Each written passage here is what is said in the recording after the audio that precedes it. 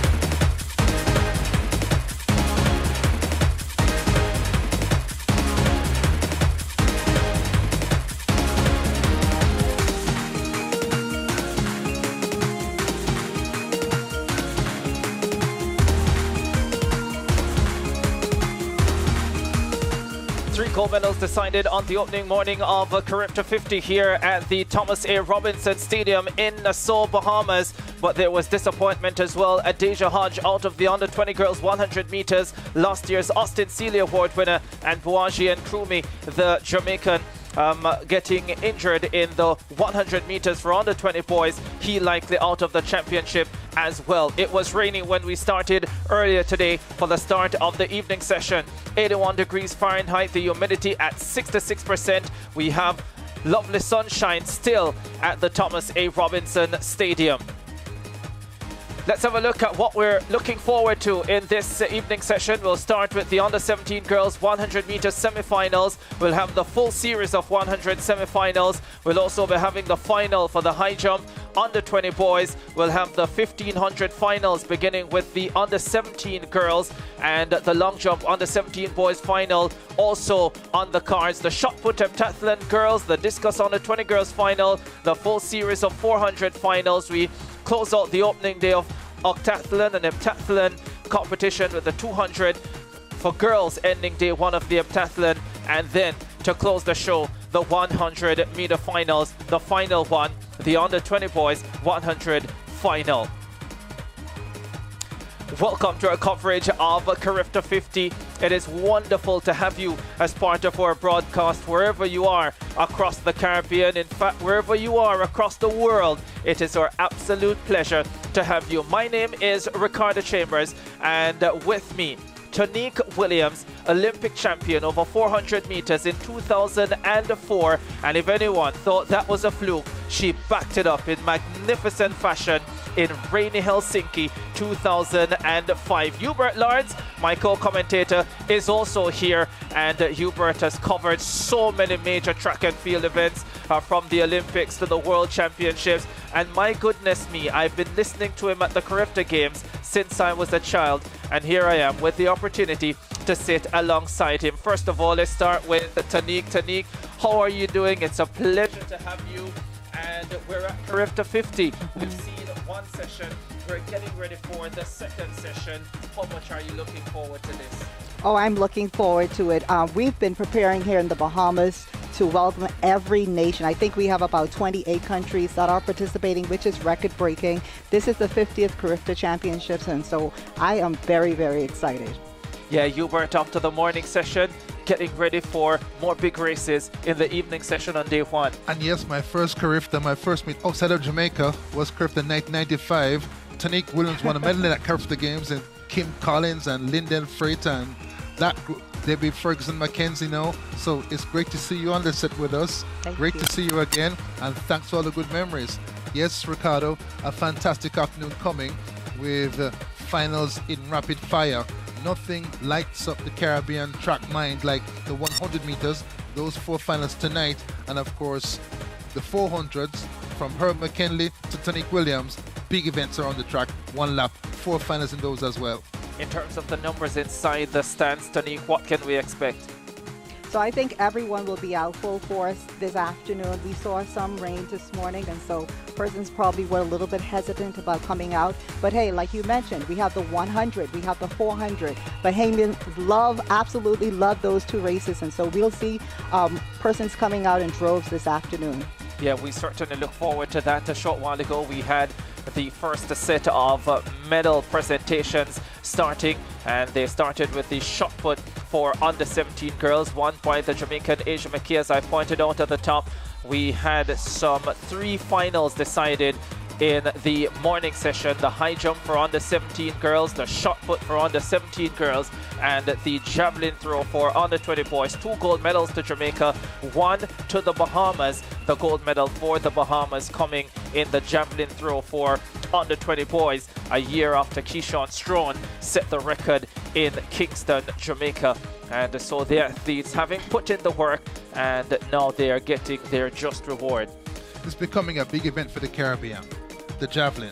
We've had 2 great champions in the event. Anderson Peters, Grenada, world champion back-to-back. And so those colors you see there, Grenada, are becoming much more part of the track and field landscape. And not just track with Kirani James. Anderson Peters, 2-time world champion, a real superstar. For sure, Reyes, we're looking at the presentation for the javelin throw under 20 boys. Cartwright of the Bahamas winning the gold medal, and the fans slowly coming in. We're expecting a big crowd this afternoon at CARIFTA 50. Having arrived here in the Bahamas on Wednesday, it was immediately clear how big an event this was going to be and how seriously the Bahamians were staging this event. Not just the 50th anniversary for the CARIFTA Games, but 50th independence year for the Bahamas as well. So 50-50. 9th time the Bahamas have this meet, more than any other country in the Caribbean. And again, when you come to the meet, you can see why the care the organizers take in putting the meet together. Once you enter the precincts of the stadium, you see the beauty of it, and you see the signs all over where we've been so far during these few days here. Everyone is buzzing about CARIFTA. Everyone is wanting to make sure it goes well here.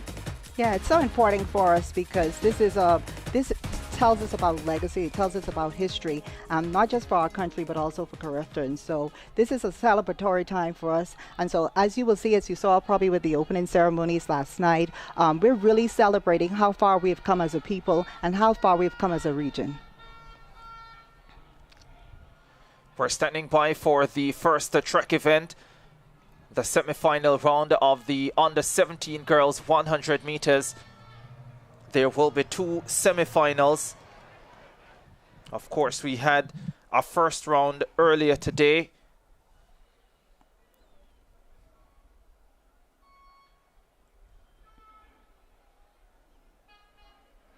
There's the lineup.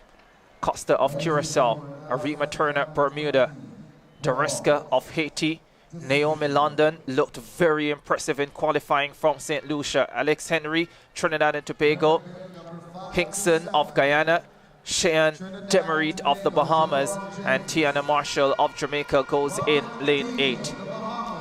London, 6th in the final last year, looked very impressive in qualifying this morning and comes into this semi-final. There she is, 4-1-8 in lane number 4, as if she's someone who will book her place in the final. 11.92 in qualifying. One of 2 athletes to go sub-12 in qualifying earlier today. The other will come up in semi-final 2, Jamia Nabi of the Bahamas. London has run 11.72 this season and comes in as someone who could upgrade that 6th place from last year to a place on the podium. Was very impressed with her performance this morning. Cool, maybe even cold conditions, depending on what you are accustomed to. But conditions much better, I think, now ahead of the start of the semi-finals here. Yeah, it's very normal during this time of year for us to see showers at some point in time throughout the day in the Bahamas. And so it usually comes and passes, and then the sun comes. And so I think we're going to see a good championship tonight. From Jamaica, Tiana Marshall. Latrice East on the left of your picture from Jamaica, the CARIFTA Under-17 Trials champion.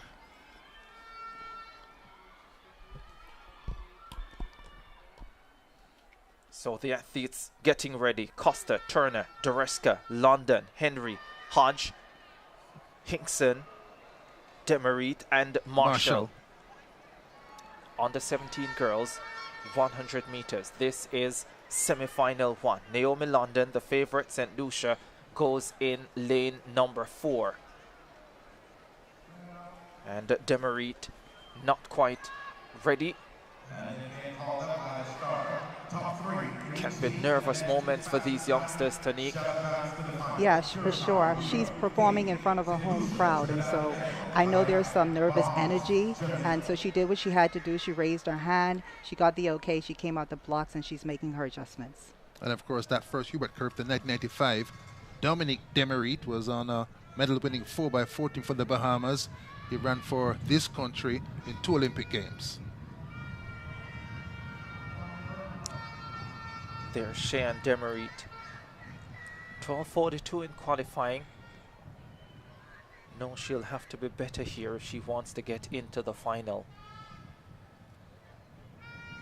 Costa, Turner, Doreska, London, Henry, Hodge, Hinkson, Demerit, Marshall. Semi-final 1. Under 17 girls, 100 meters. Set off. Naomi London got up quickly. Alexi Henry of Trinidad and Tobago is right there with her. London and Henry separating themselves from the rest. London looks across to her right at Henry and celebrates the semi-final 1 victory. Oh, she looked good in qualifying this morning and equally impressive in her semi-final run. Not out the best, Ricardo, but at 40 began to come back to Henry and eased past her to the end, and at 90 meters bring the downshift to lower gear and lower effort. Here's another look at it. Henry up just ahead of her, but as they hit the 50 meters mark, Naomi London of St. Lucia taking control and holding that lead to the finish.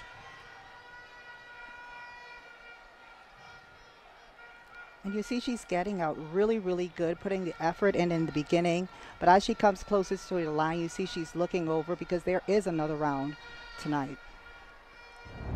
That will be the medal round, the final. London 1180 improves on the 1192 this morning. Henry of Trinidad and Tobago 1189. Those two qualify automatically. Hinkson of Guyana there as well, 12.06. Doreska of Haiti, 12.15. Marshall, 12.16. Semi-final 1 of the under-17 girls, 100 meters. From the Bahamas, Lanisha Lubin. London again looking really good with something to spare in semi-final 1. Tobago, Kenny Shalabar. Second semi-final coming up in the under-17 girls 100 meters. This one will have the most impressive athlete from qualifying this morning. Jemiah Nabi of the Bahamas. 11.75 in tall qualifying. and smooth, Ricardo. Can't wait till you finish talking to get my thoughts up, because she really tickled my fancy in the first round. And she was on the inside in the heats, now right in the middle, walking back in lane number 4. And that shows she's seeded from the heats to the semis in pole position. There she is, tall and stately. Some of the best Bahamian athletes are smaller. We've got one in the audience with us too, but also taller. Steve Gardner, Shawnee Miller-Weebo, and number 85, Nabi, has that same tall body and lots of speed. Would be massive if she could win the gold medal at home. won the trials here, 11.89, and looked in the heats to have more under the pedal if she needed to go faster. Yeah, the full lineup for this one. Adessa Albert of Guyana in 1, Carol Etienne of Dominica in lane 2, and Naya Nurse of Barbados in 3, Nabi in 4, Symphony Patrick of Trinidad and Tobago in 5, Priya Wilson of Bermuda 6, Natrice East, the fastest in the field on personal best at 11:59. She represents Jamaica in lane 7, and Thyra Charles of St. Vincent and the Grenadines goes in lane number 8. Nurse, Nabi, and East, all national under-17 champions at their respective trials. East looked sluggish in qualifying. Let's see if she improves like the conditions have in this semi-final. And in lane number 9, from Anguilla, Samara Hodge. And there's an athlete added in lane number 9, Samara Hodge of Anguilla. So 9 athletes in this semi-final.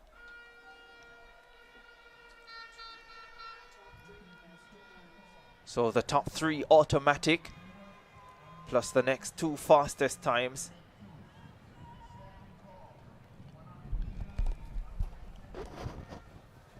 Nabi trying to concentrate, the weight of her nation on her shoulders, and the fans in far greater numbers this afternoon than this morning, Tonique.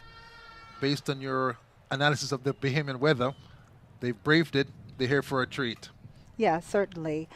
They would have watched it on TV this morning. They know that we have Demerit, who we just saw run, and Naiba in the finals, and so I'm sure they're here to support.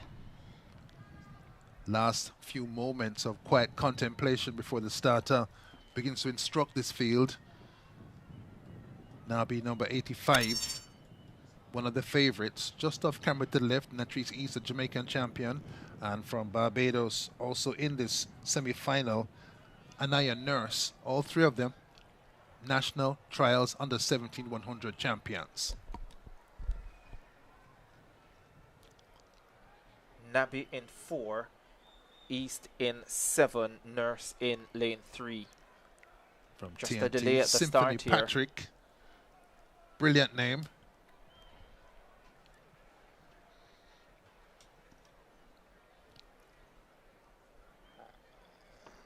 Came through well in qualifying as well, Patrick. Had you waxing musical. There is a nice beat to her performance.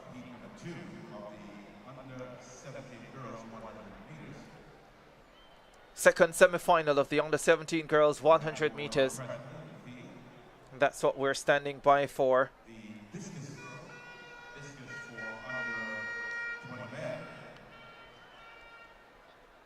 Priya Wilson, 12:65 in her qualifying heat this morning, the Bermudan. Conditions different, but on face value, we'll have to step it up to get through to the final. This semi, a tad bit deeper than semi number 1, and a semi anyway. So you've got to go fast. You have to treat it like a final if you're not a top-seeded runner. Yes, certainly. I know that all the young ladies, that's top of their mind right now, knowing that they have to be in that top 3 to automatically advance. Otherwise, they're just waiting to see what the other 2 top times will be. Top semi-final, as Hubert pointed out. I've always wondered, Tanique, if it was easier to run a tough semi-final. I remember when you won the world title in 2005, Ana Guevara was stationed in your semi-final and you just blew her away, 49-6. And I just wonder sometimes if when there is a big name or big names in your semi-final, it can just make the process easier in terms of what you need to do. Well, you know, every race, whether it's a final or semi, you have to execute your race. And so you want to try to do that, but sometimes it's a little difficult when you have the big names in the race with you. Nabi is in 4, Nurse in 3, East in 7.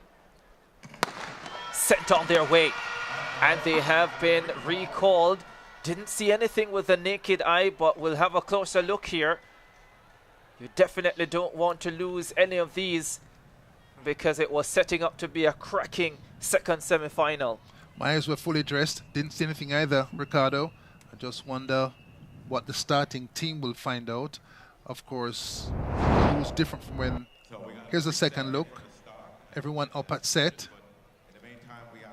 Not much variation across the 9 lanes.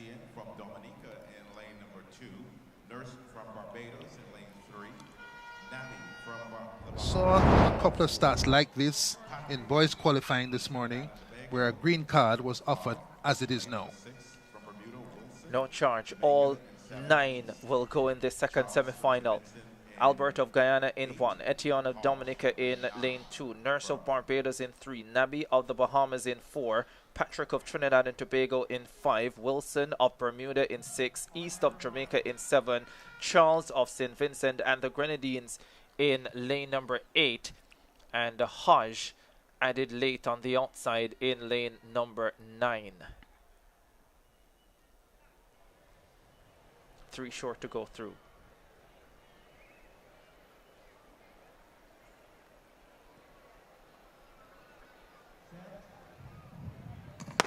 Off they go. Nurse got up well. Patrick of Trinidad and Tobago running well. Nabi of the Bahamas comes through. East of Jamaica finishing well on the outside. Nabi will win it. East gets second. And Naya Nurse of Barbados gets the third and final automatic spot.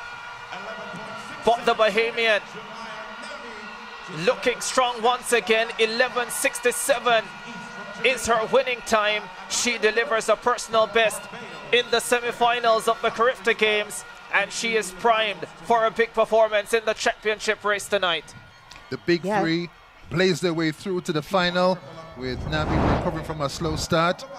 Patrick out fast in the red and the black from Trinidad and Tobago, so too Nurse in the blue of Barbados, but flying at the end is Nabi, and on the near side, East into second with Nurse third. So it's Nabi, East, and Nurse through to the final for sure. East looking a little bit better than she did in qualifying this morning, but it's Nabi who will head into the championship race later as the favorite. She looks really easy, confident, and you saw that smile on her face as she saw that she had a record time, and so she's certainly prepared for the final tonight. 11:67, 11:83 for East, 11:91 for Nurse. Those 3 automatically through. Symphony Patricia 12:05 is also through, and Thyra Charles of St. Vincent and the Grenadines at 12:10. That one is going to be really close to see if she gets the 8th and final spot into the final. It's good to see that they were able to run those sorts of times because the race was held up for quite a while.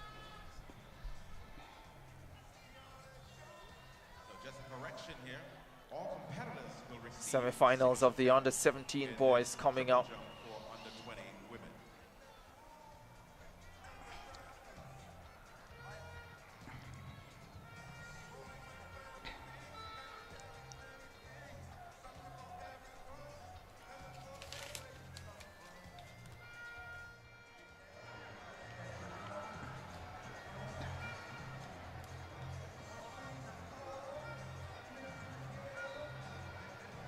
For a semi, with There's one of the favorites lineup in the middle. Yeah, Van der Veer in lane number 1, Maduro in lane number 2 representing Aruba, Cleon Joseph of Antigua in 3, Tremaine Todd, the Jamaican in 4, Ishmael Roll of Bahamas in 5, Kadim Chinapo of Trinidad and Tobago in 6, Jackson Liebert of St. Kitts and Nevis in 7, and Miles Outerbridge of Bermuda in lane number 8. Maduro and Outerbridge in the heats knocked out last year. Roll 4th for the Bahamas, and the favorite on times and performance 10-4-2 man Todd Jamaica in lane number 4. First semi-final of the under-17 boys 100 meters. Todd, the Jamaican, came in here as favorite and looked really impressive in qualifying.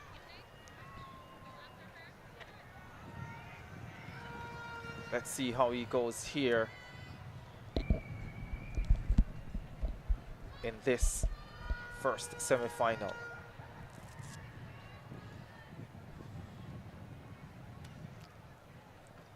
He's in 4. Roll of the Bahamas in 5. And a break at the start. They look settled when I took a scan with my fully dressed eyes, but the starters are engaged to ensure a fair start for everybody, and there seemed to have been something that was impeding that objective, and so they've been called up and will reset in the blocks in a second or two. Green card comes out again. Antigua Barbuda won this title last year with Flemings. Escaped after a great start. He's first to under 20 this season.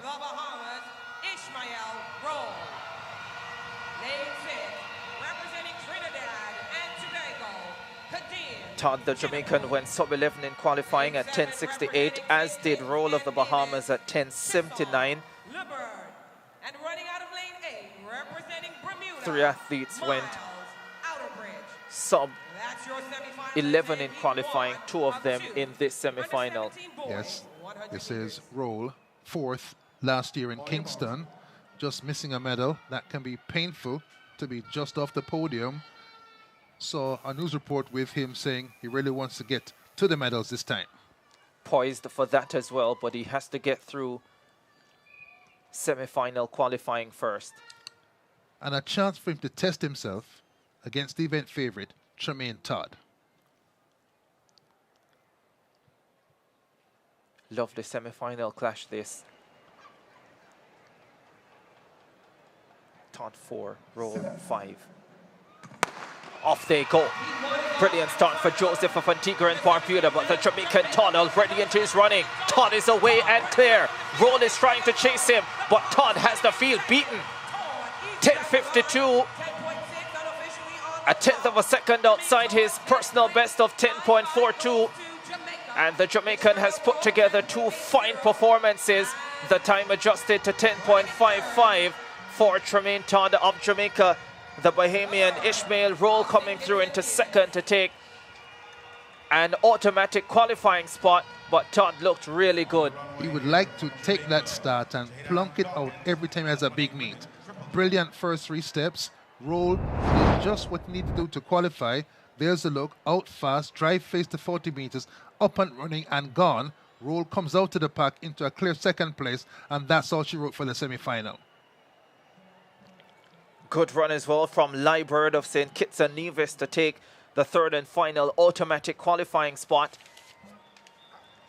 Tremaine Todd has been a beauty to watch all season, and he comes here looking prime at the CARIFTA Games.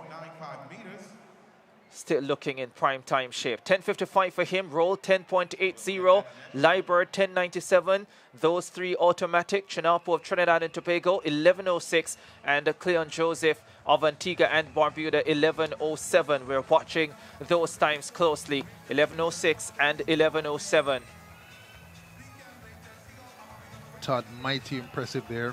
Tonique, nice technique, and relaxed at the end. Yeah, he seemed very, very confident about his race, and he seems ready to execute in the final. As you mentioned, he wasn't on the medal podium last year, and so from what I saw, he's determined to get to that medal podium tonight. A medal perhaps in the offing for the Bahamas, with Roll looking very good too, and he's a person stung by being 4th last year, and it looks like he's running the semi under control, saving all his energy for the run that's to come tonight. Tough place to be 4th in a major final. 4th in the world, 4th in the Caribbean, but still 4th. No medal to go home with. Right. Mom, I came 4th, so never mind my son. Let's have some jello and milk. But tonight looks much better for him. He's qualified 2 races in 1 day, looking good and under control, ready to let everything hang out tonight. I've never heard the jello and milk combination, but let's have a look at the lineup for semi-final 2. Jarmel Missick of Turks and Caicos, DeWind of Curacao, Trent Ford of the Bahamas, Ethan Sam, oh, he looked good in qualifying, Grenada, Cassia Daly, Antigua and Barbuda, Jaden Jackson, British Virgin Islands, Trevon Stewart, Trinidad and Tobago, Kamani Gordon of Jamaica. in lane 8. For this semi-final, you finish in the top 5 and you run faster than 11.06 and you'll be in the final. Sam looked great in qualifying. Grenadian champion at 100 and 200.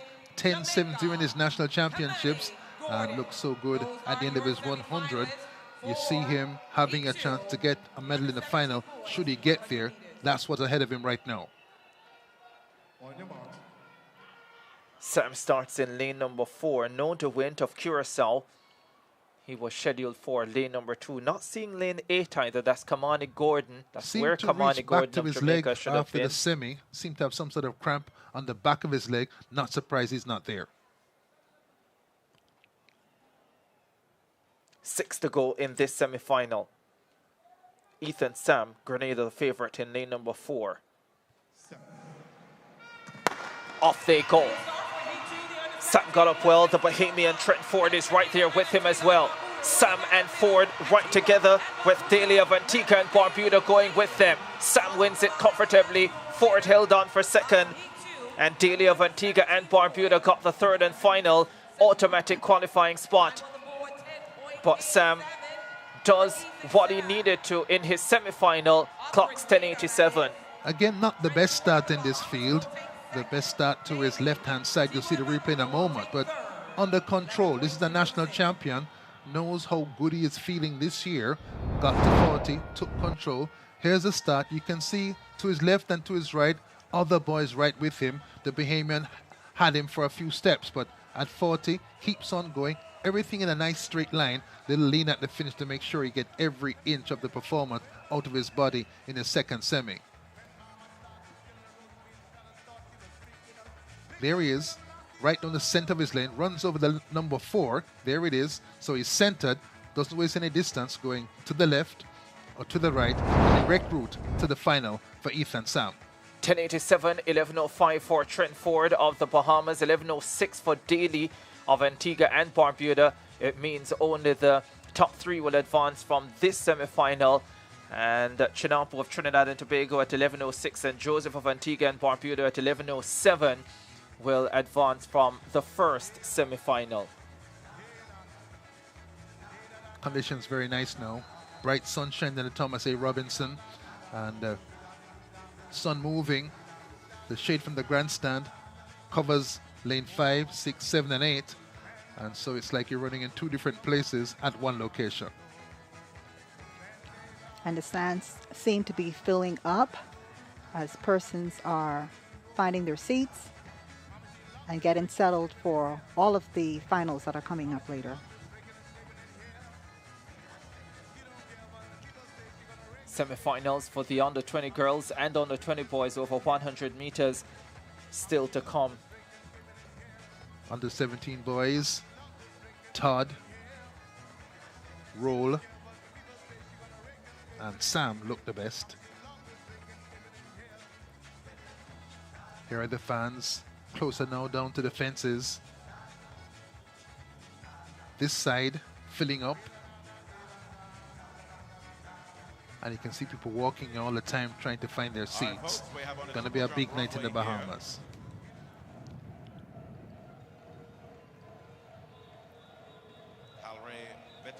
From Guadalupe.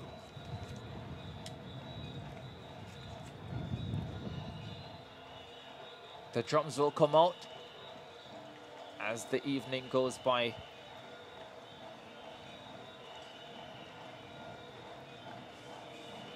So much still to come on the opening evening of the 50th CARIFTA Games from Nassau in Bahamas.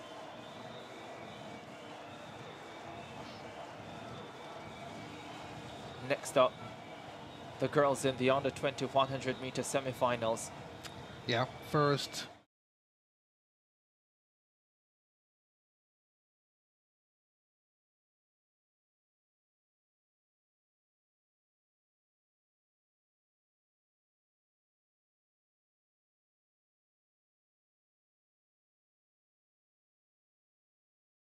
Alana Reid, 10.92 last week in Jamaica, the high school championships. That's a brilliant time for someone who is still a school child.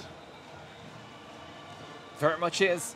Lots more to come on our coverage of the CARIFTA Games from Nassau in Bahamas. Ricardo Chambers, Hubert Lawrence, and Tonique Williams. We'll be back with you shortly.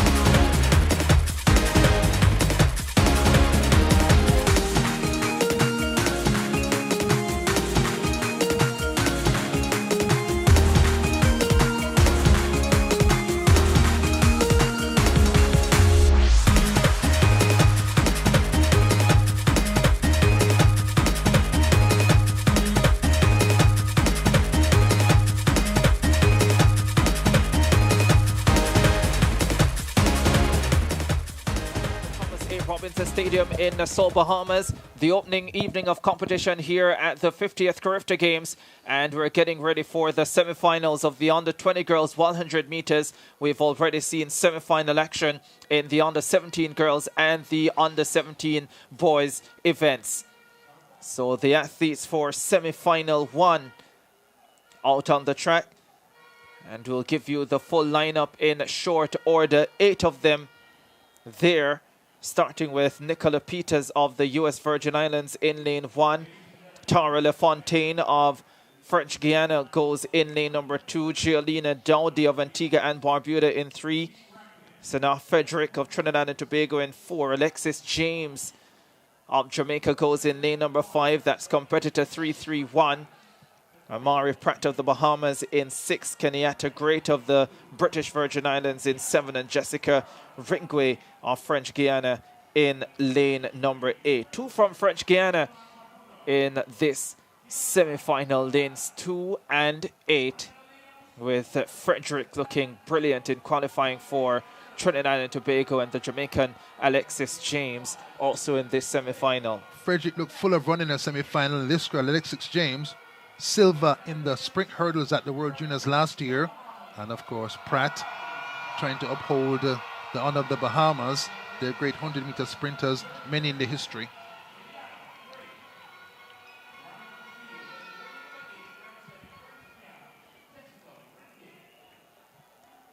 Semi-final 1, under 20 girls, 100 meters. Top 3 sure to advance, plus the next 2 fastest on times.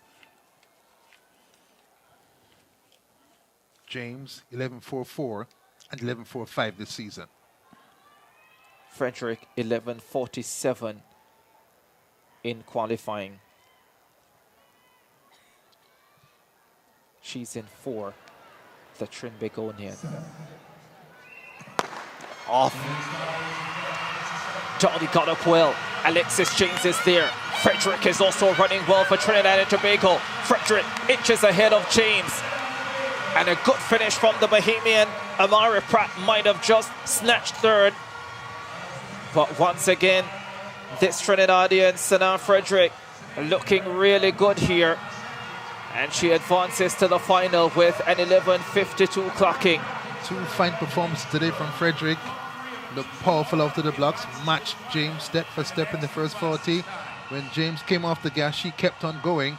Wants to set the rhythm fast by running fast in the semi. Here they are together. The ponytail of James swinging from side to side. The tall red and black of Trinidad and Tobago, carried by Frederick into the lead. Runs strong all the way to 90 meters, then shuts it down a little bit. 11.52 to win her semi. Thought somewhat of a push. Lane 8 might have picked, but not the case. Yeah, somewhat of a push from Jamaica during the middle part of the race, but as she approached the finish line, she just really separated herself and showed that she has dominated this semifinal. Very much the case. 11.52 for Frederick, 11.72 for Alexis James, 11.80 for Pratt, Watch 1181 for Gialina Dowdy of Antigua and Barbuda, and Jessica Ringway 1195 for French Guiana. Those are the 2 times on the bubble. Good time for Pratt, and another Bahamian we expect to advance to the finals tonight.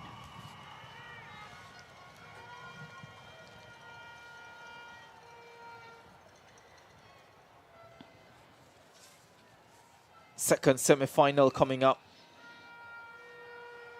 in the under-20 girls 100 meters. Pretty impressive stuff from Gialina Dowdy of Antigua and Barbuda at the back end of the under-17 100 final last year, and now with a real shot of being in the under-20 final this season. Really good starter as well, and seem to have that as a real asset. To start well in a short race is valuable, and may have put herself in a place to get through to the medal round. Yeah, 11:81. Fastest non-automatic time at this stage, 11:95 for Jessica Ringway of French Guiana. But both have to wait to see what happens in semi-final 2. And this semi-final has the world #1 still. Many people around the world, I'm sure, talking about Shakira Richardson's 10.57 with a plus 4.1 meters per second wind speed. Alana Reid still the world leader at 10.92. 7.5 for Shakira Richardson, of course. She an outstanding young sprinter, of course, and still in the picture for the next few years. But Reid, 10.92 before the end of March. Brilliant for a junior run at any time of year, but especially good that early. With that performance, became the Jamaican junior record holder at 100 meters, eclipsing the 10.95 set by the 2-time reigning world under-20 champion Tina Clayton, who is still a junior, by the way, and can threaten that record later on this year. And of course, the Jamaican champs record, 11.13 up to that point by Veronica Campbell. So lots of quality rubbed out of the books by Alana Reid. Lots of quality in this field as well. Zenji Washington of Bermuda goes in lane 1. Durante of Martinique goes in 2. Chatalia Dorset, a 100 under 17 silver medalist last year in Kingston, is in 3. Alana Reid, the Jamaican, the world #1, goes in lane 4. Christelle Martindale of Barbados will be in 5, 11.85 in qualifying. Lanika Locker of Antigua and Barbuda in 6, was under 12 seconds in qualifying as well at 11.74. Renisha Andrews of Trinidad and Tobago in lane 7, and Aliana Anderson of the Cayman Islands goes in lane number 8. Some quality here, led by Reid, and Dorset second last year in the under-17 100 final behind Hodge. I fancy their chances to get through. Reid just about for sure. Dorset first under 20. Has to play her cards right in the semi-final, but I feel that she has a chance to get home with the hometown support. Dorset, Reid, Martindale, Locker, lanes 3 to 6. Those are the 4 favored ones here. Off they go. Dorset got up well, so did Alana Reid. Reid into her running and takes control. Oh, she's cruising. Martindale is in second. Oh, look at the rest of the field. Trail the world #1. 11.16. Oh, that looked magical. I would love to see the wind speed on that. That's pretty much right about what she dropped in the semifinals of the Jamaican High School Championships. And here she is at the CARIFTA Games, delivering, oh no, 11.50. I thought so, because if that was 11.16, then she would be on 10.8 low pace tonight. But she looked so easy, and I expect that perhaps there is an 11.1 there if she's really pushed tonight in the finals. Santos through this semi-final. Big finish at the end to contest the top places. Martindale looked to be just about second and close after that, but this is easy for Alana Reid. Has really come on since winning the bronze medal at the World Juniors at 200 last year. This is just comfortable running in the semi. Out of class here. in Jamaica and in the Caribbean. Confirmation of the results: 11:54, Alana Reid, minus 1.3 meters per second, the wind speed. Crystal Martindale of Barbados, 11:70, and Anika Locker of Antigua and Barbuda, 11:72, qualifying automatically. Shatalia Dorset of the Bahamas at 11:75 also gets into the final. No place for Renisha Andrews of Trinidad and Tobago, but it means that Giolina Dowdy of Antigua and Barbuda with her 11:81 from the first semi-final also qualifies for the final. Let's head trackside and find out what Ricardo Dorset is up to. Make that Ronaldo Dorset. Thanks, guys. Jamaica's Kobe Lawrence came into the qualifier with the furthest qualifying throw, of 60.38 meters. And that has held true to form here through the first two rounds of the under-20 men's discus. Kobe Lawrence leads the field with a throw of 57.07 meters. Second is his teammate Shaquan Dunn. And rounding out the top three is Antoine Walken of the Turks and Caicos Islands. With Kobe Lawrence, your leader in the under-20 men's discus thus far, 57.07 meters. Yeah, those were the three medal favorites coming into the discus for under-20 boys. Kobe Lawrence, the defending champion at both the discus and the shot put. Done on the performance list this year. Those two well away from everyone else. And then Walken still well clear of the rest with his best throw of just over 50 meters. And so far in that medal event, it's panning out just like that, Hubert. Yes, big man Kobe Lawrence, second in the World Juniors in the shot put last year. The discus is secondary event, but here, as at his champs this last week, the discus comes first in the meeting. We're thinking of him throwing really far last week, and again the thought in the shot put, but when the discus is first, sometimes you use some of your energy on the first event, and it's harder to crank it up to maximum in the shot put, where he is also ahead of the field in the Caribbean. Next event on track, the under-20 boys 100-meter semi-finals. Again, a moment of contemplation. Boagie and Krumi of Jamaica down in the first round this morning. Spoke to the Jamaican camp after doing an MRI, so the final diagnosis of what happened to him is not clear. It looked like it might have been a cramp to me because he was able to walk off the track by himself, but after that was behind the advertising hoarding that's lining the 100 straight on the inside for some treatment and was wheeled away in a wheelchair in the end. Hopefully not too bad for him. Under 2100 semi-finals coming up for the boys. We'll take a break. We'll be back with more no coverage of CARIFTA 50 from Nassau in the Bahamas.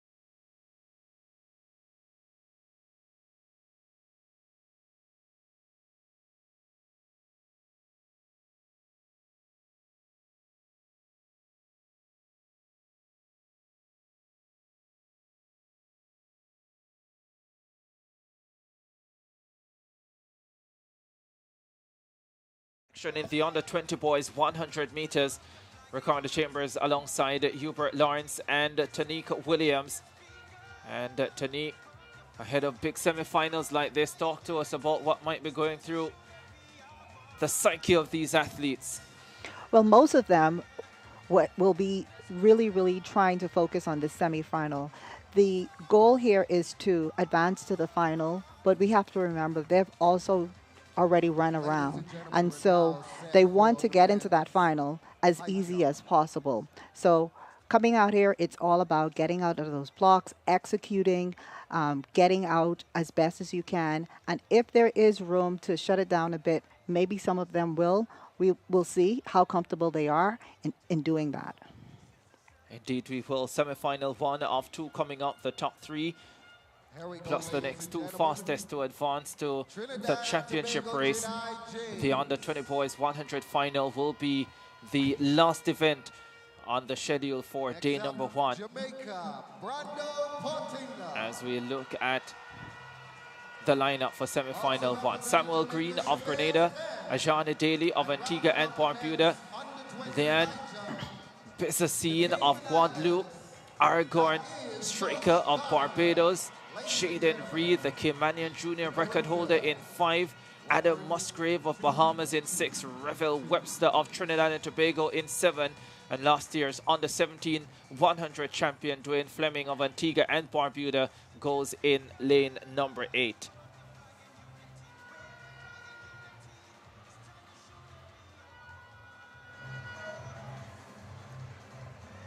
There's a look at 5-4-3, Revel Webster of Trinidad and Tobago.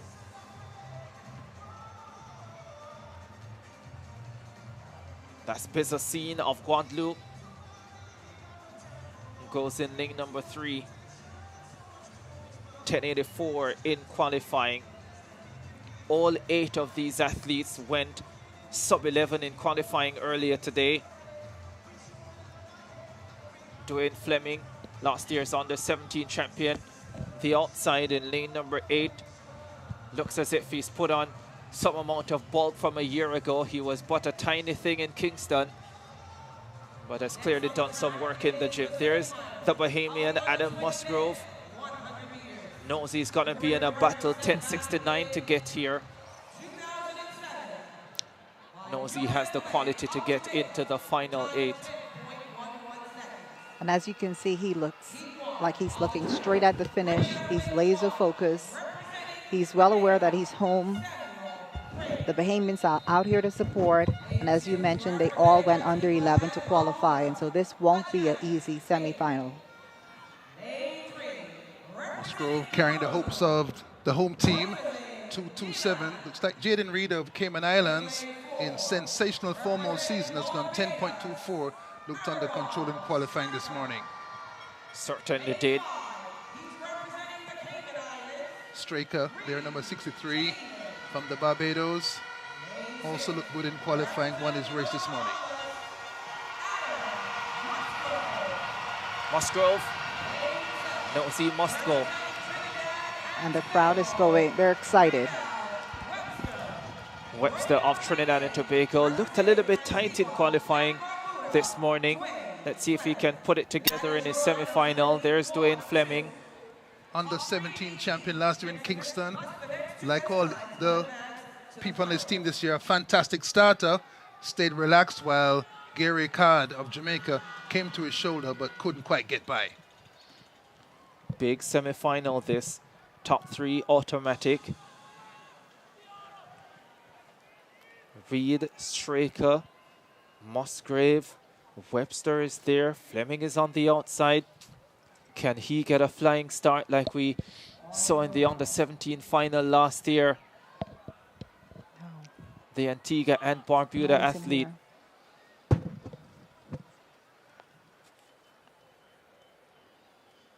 Maybe Antigua and Barbuda sprinting, showing great life again after Brendan Christian, after Bailey. Did so well in the last decade. World finals, Olympic finals, fast times, very exciting sprinter. On their marks for semi-final 1. Set on their way. Great start for Jaden Reed of the Cayman Islands. Flying on the inside, Daly of Antigua and Barbuda. Daly of Antigua and Barbuda. Musgrove of the Bahamas finished fast as well. We were focused on Dwayne Fleming coming up with a fly, but it was the other Antiguan, Ajani Daly, from the very inside, who shot the field. We talked about the sprinting Antigua Barbuda being on the way up. There's a celebration between the two teammates. Reed seemed to ease up in mid-race, trying to save energy for the final, but as Johnny Daly comes through to win. Big run, 10.47 from lane number 2, Johnny Daly. That's what you call peaking for the big moment, because that was a big semi-final, and if you had to pick a winner, it probably would not have been him. Technically sound, beautiful drive phase, gets into his running, holds his form beautifully. The Bahamian Musgrove came through for second. I think Jaden Reed held on for that third and final automatic qualifying spot. That means Straker of Barbados will have to wait and see. That means Webster of Trinidad and Tobago will have to wait and see. Let's look at the final results. Minus 0.1 meters per second. Daly personal best 10.47. Musgrove 10.49. Reed 10.51. Those three are through. Straker 10.56 and Webster 10.59 are the times on the bubble. Webster, fine sprinter from TNT, but down low at 5th. But 10.59 might be fast enough to get him through when all the semis are done. Dwayne Fleming, last year's under-17 champion, experience in the semi in his first year in under-20s. Jaden Reed really set the pace for that race. He was out, but the other competitors were able to wheel him in and get first and second place. And so it was really, really an exciting race. And they'll all three advance to the finals. It should be another exciting race again tonight. Yeah, there are two exciting Caymanian athletes in the under-20 100 meters. We just saw Jaden Reed, and the second one is coming up in semi-final 2. So too is the defending champion, DeAndre Daly of Jamaica, and this man, the Bahamian CARIFTA Trials winner, Carlos Brown, semi-finalist last year. He feels he has what it takes to get to the final this time around. This semi, like the one before, full of quality. DeAndre Daly, 3 in from the left-hand side in yellow vest, the defending champion. 10.23 to do that, but 10.14 behind Nkrumah a week and a half ago in Kingston. And there you can see behind his pant legs, telltale signs of kinesiotape down towards the back of the knee. And just a reminder that this boy Daly, full of speed, but his body almost not quite ready to handle it. And he and his coach Claude Grant in Montego Bay have worked hard just to hold him together so the speed can come out. Sluggish at the start in qualifying this morning, but that speed you spoke about, Hubert, definitely showed in the latter stages of the race. Spoke to Coach Grant about it last season. He says the slower starts are almost intentional, so he doesn't explode the body with the power that's required to make big starts. Here's the full lineup. Giorgio and Noel of Trinidad and Tobago, Shamari Newton, St. Kitts and Nevis, Ezekiel Newton, Guyana, Carlos Brown, Bahamas, Devontae Howell, Cayman Islands, DeAndre Daly, Jamaica, Joshua Sejean, Dominica, and Tashawn Seeley, Barbados. Howell here with one of Tonic's athletic contemporaries, Dwight Bigger Thomas, the sprinter hurdler from Jamaica. He's IMG Academy where Howell is. Daly, of course, the defending champion, 10.14 this season. And this boy, Carlos Brown, on a mission to get to the podium for the Bahamas in Nassau. That's Howell. Has high-speed credentials this season. Daly alongside him. Daly there as well in the bright yellow.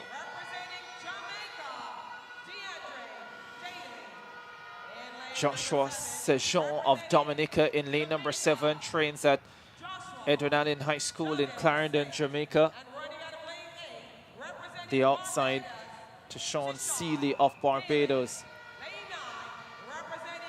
Semi-final 2 of 2 in the under-20 boys 100 meters. The last Barbadian winner, of course, Mario Burke, who won both at under-17 and under-20 and won a world junior medal, I think 2016, for the Barbados. Noel of Trinidad and Tobago. Newton, St. Kitts and Nevis. Newton, Guyana. And have you ever seen two Newtons in a race? Brown of the Bahamas, Howell, Cayman Islands, Daly, Jamaica, Sejean, Dominica, and Seeley, Barbados. Can they turn it down?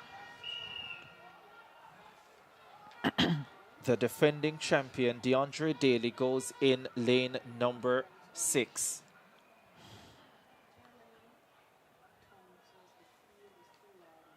This is a hot one. Howell of the Cayman Islands is in 5. Carlos Brown, Bahamas, in 4. Don't count out Ezekiel Newton from Guyana in 3. Oh, Daly fell from the blocks. This will be interesting. So far, in similar situations, you've seen the green card. They're talking. This is DeAndre Daly, the defending champion from Hanover in Jamaica. Fell out of his blocks a while ago, and there's a yellow flag behind his lane. Nervous moments for the defending champion in the under-20 boys 100 meters. Looks to his left to see what the officials think of this. Everyone's still at set. He shifts from his blocks. Hands seem to move forward. And generally speaking, if you lift your feet from the block pads or your hands move from the track behind the line, you're under scrutiny.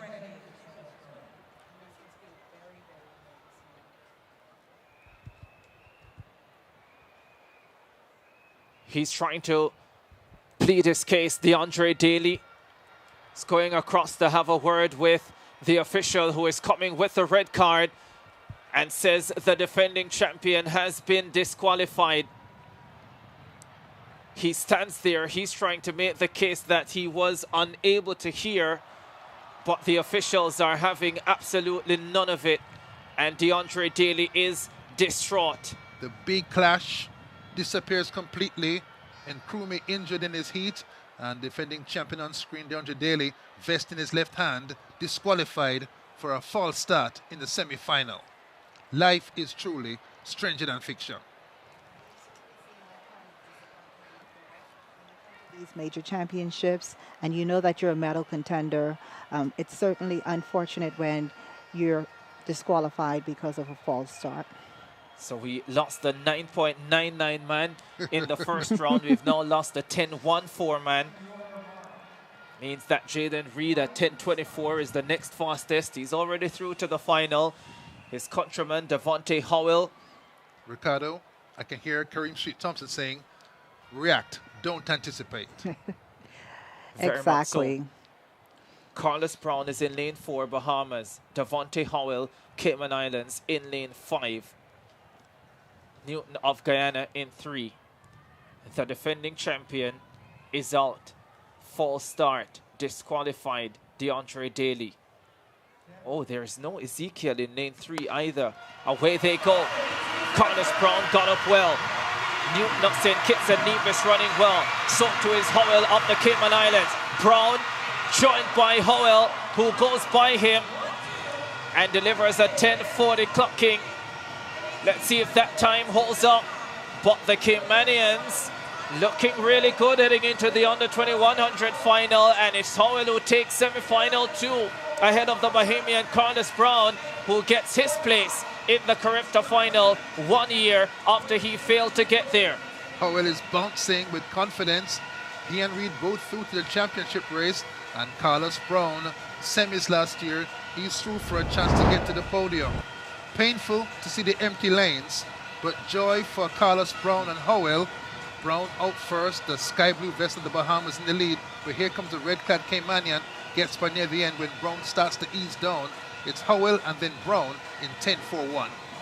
It will be a thrilling final. Highly competitive, that final will be later on. Howell and Brown confirm their places in the final. Also getting there automatically, Shamari Newton of St. Kitts and Nevis with a 10:62 clocking. To Sean Seeley of the Barbados at 10:65 does not get through because Aragorn Straker of Barbados 10:56 and Revel Webster of Trinidad and Tobago 10:59 are the non-automatic qualifiers. Dramatic sequence in the boys 100 meters. Riveting. That's why we run the races. Let's find out about another type of racing from Curacao, where CARIFTA swimming is taking place.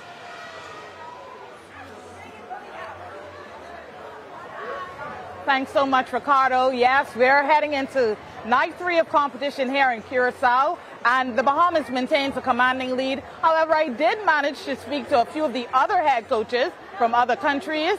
Here's what they had to say. They say their teams are performing well. Let's take a look. Currently in second place is the Cayman Islands, and we had a chance to speak to their head coach, Grant Ferguson. We are doing phenomenal. I think we're lying in second place at the moment. We're from Cayman Islands. It's the first time we've brought a full team along, so I'm over the moon. We also spoke to the head coaches of Trinidad and Tobago and Jamaica, who are in third and fifth place respectively. We came with a small team, but we came with a very quality team. So we don't have a chance really with 18 of a possible 36 to win the competition, but we're going to win as many medals as we can win. Yeah, I mean, track is our sport where we dominate at all times. Swimming, we're really coming into our swimming skins and really getting out there, getting our swimmers out there from a young age. So, I mean, swimming is definitely coming on the board. We're trying to do more with the athletes, and this CARIFTA shows that we are doing some work. Now, as for how Team Bahamas is done, assistant coach Trevano McPhee told us this earlier. I'm pretty comfortable where we're at right now. Relays perform really well, and on day 2 this morning we got a lot of people back in the finals for the 100 backstroke, the 50 fly, so we're looking pretty good. Now, Ricardo, with any Caribbean or regional competition, there's a lot of confidence here in Curacao. Coming up tonight at 6 o'clock, we expect several races to happen. The 200-meter IM on the girls and boys side, the 50-meter breast on the girls and boys side, as well as the 100-meter relay, 100-meter free, and several relays. Now, as you can see, teams are warming up behind me. The official session for day 3 will begin at 6 p.m. Back to you guys in New Providence.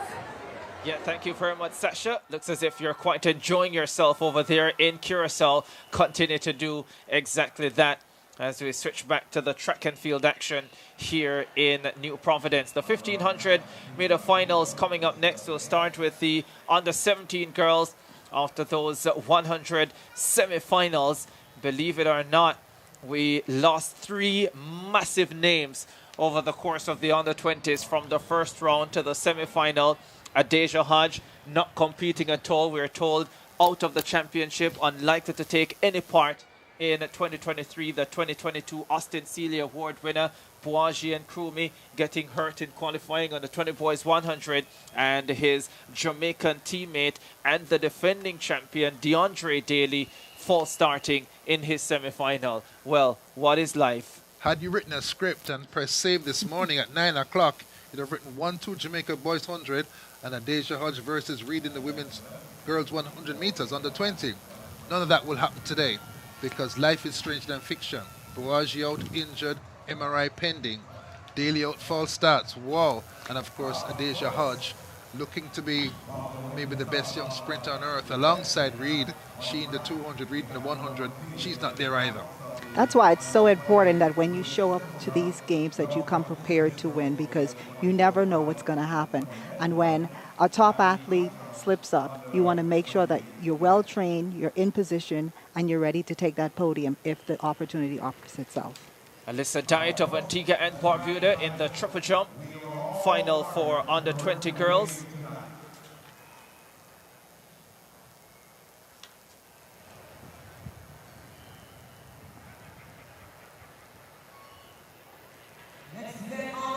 We'll try as quickly as possible to get you an update in terms of what is happening in this event.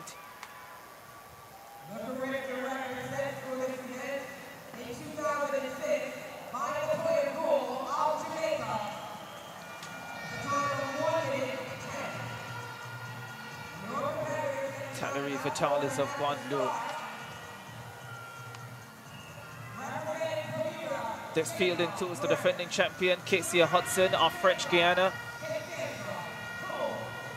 As we look at Vitalis of Guadeloupe, this is 4th round action in the triple jump for under 20 girls. The defending champion, Casey Hudson of French Guiana, in the field. The Jamaican Jaden Dawkins has been in fine form this season.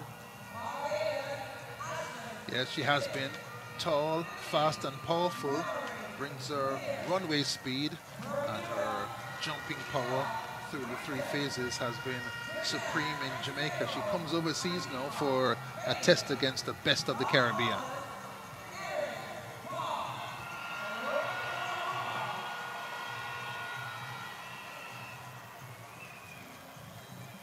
There's the defending champion, Casey Hudson of French Guiana.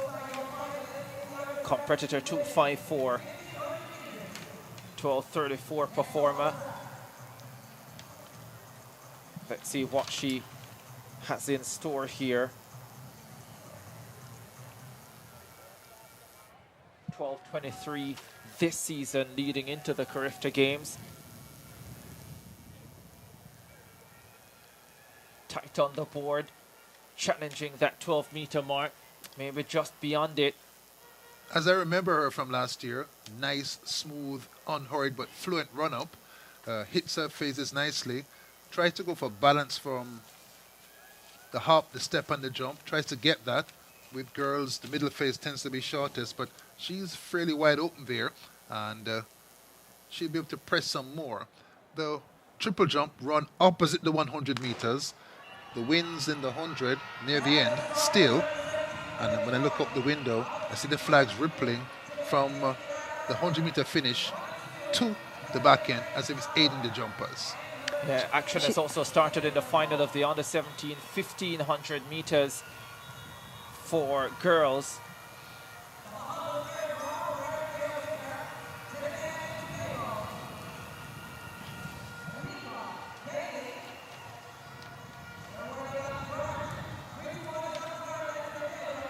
So Jada Grant of Bermuda, Khadija Coombs of Jamaica, Dina Marie Barbie of Curacao, Punchborg of Martinique, Fowler of Jamaica, Ashlyn Simmons of Barbados, Mears is there, Whiteman of Bermuda, Anika Bailey of Trinidad and Tobago, Erin Barr of Bahamas, and Christian Flanagan of Aruba.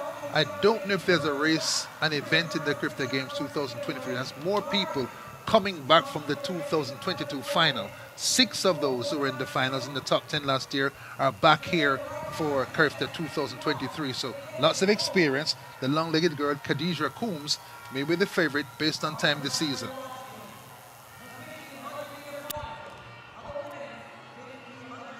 Everyone seems to be pacing themselves. Just coming across the finish line, everyone was really bunched together trying to jockey for their spots, and now they're spreading out quite a bit. So we should see the race start to progress and get a little bit faster.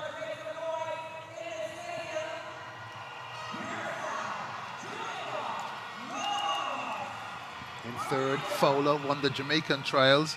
Tall girl, covered by the pack now. In second, Coombs.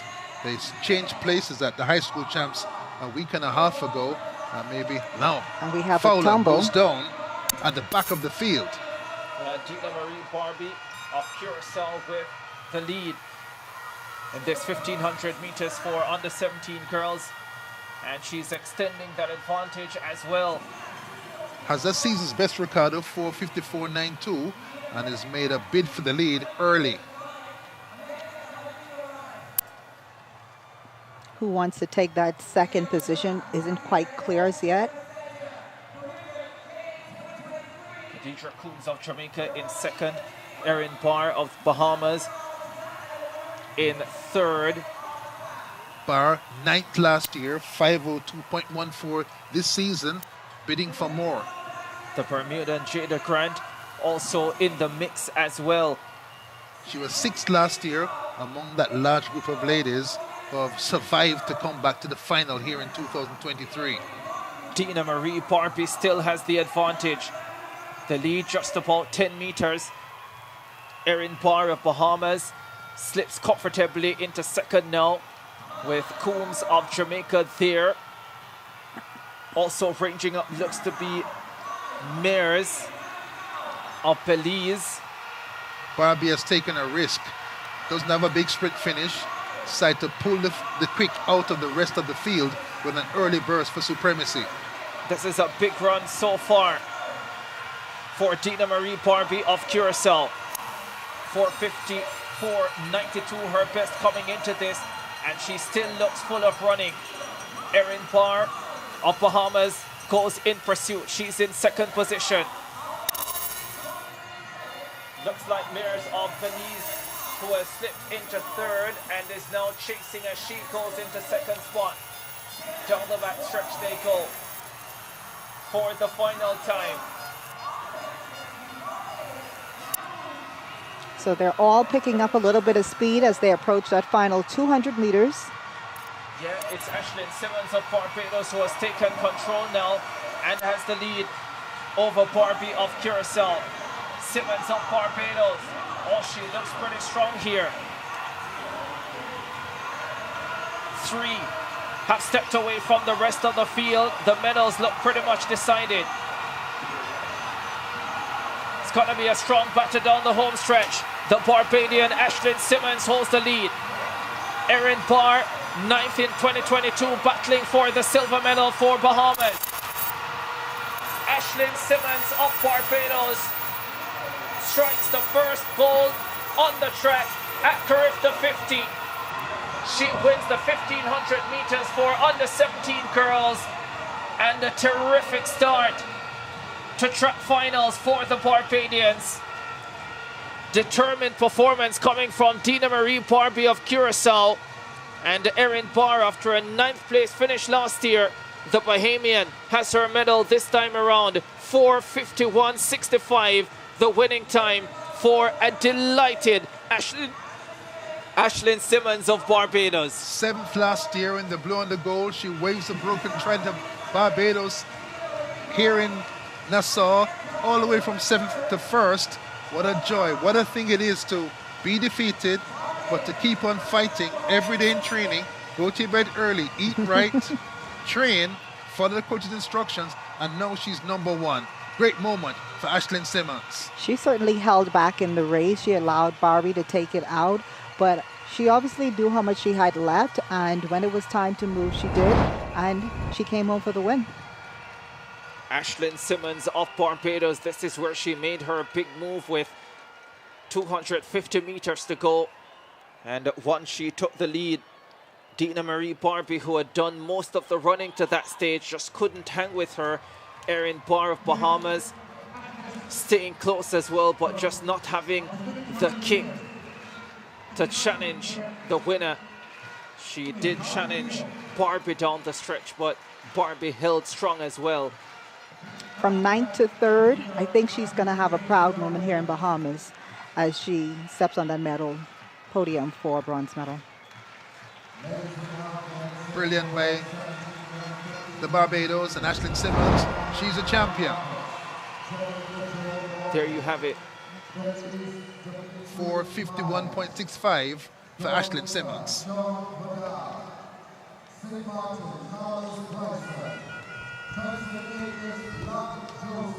So Simmons a champion, Barbie breaking away early and setting the pace, and a medal at a distance event for the Bahamas to keep building that part of the speed-based, jump-based Bahamian track and field program. Yeah, like you mentioned earlier, we've been doing very well at the throwing events. We've shown ourselves to be dominant in the sprint events. I think we have a sprinter that would have progressed in the 100 meters that we would have saw earlier in every division, and so we just need to bring up that long distance element of our program. Under 17 boys 1500 final coming up.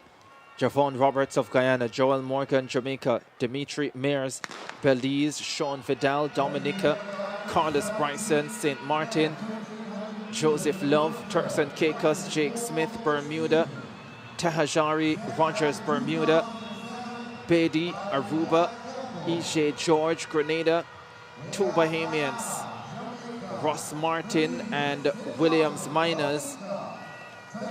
I'm not sure about this race, Ricardo. When I did my research on it, could hardly find 8 people to put on my spreadsheet in the field. Bryson, Morinell, and Myers, 8th, 9th, and 10th last year. They're back here in 2023. 1500 meters for the under 17 boys. competitor. 176 Jake Smith of Bermuda with the early lead, comes in with a 4:20 flat time to his credit. His teammate right there with him as well, Tajahari Rogers, in second position. Bermuda of the Caribbean nations, always good at 800 and 1500 meters at the CARIFTA level, and no surprise they've got two near the front. Again, we have a leader who's distinguishing himself from everyone else. We'll have to see if he holds up.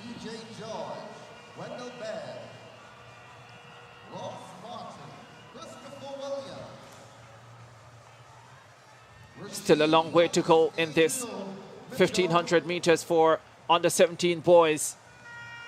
Second track final. Now on the straightaway, ladies and gentlemen, here they come now. Your current leader, ladies and gentlemen, is wearing bib number 1, No. 4, 9. And for some reason, Bermuda's still in the mix there. I think it's Dimitri Mears of Belize who has the lead here, competitor 148. Yeah. And he has stepped away from the rest of the field. He has left them to chase. Saw a similar tactic in the girls on the 17 final coming from Dina Marie Barbie of Curacao. And now Dimitri Mears doing the same. A 4:10 flat man. So this is within range. Has decided to pull the kick out of the rest of the field. If you want him, you've got to go with him, unless you think he's going to come back to the field, and Myers looks really strong here. Yeah, no one seems to be trying to go with him. Either they think he'll come back to the field, or they've given up on the gold medal. Now we seem to have some movement.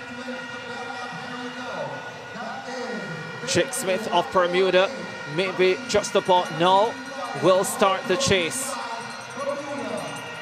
But Mears is well clear here with under a lap to go. Will take something special to get back to him, and he still looks as if he has some running in him. 300 meters to go. This could be a big moment for Belize. Down the back stretch.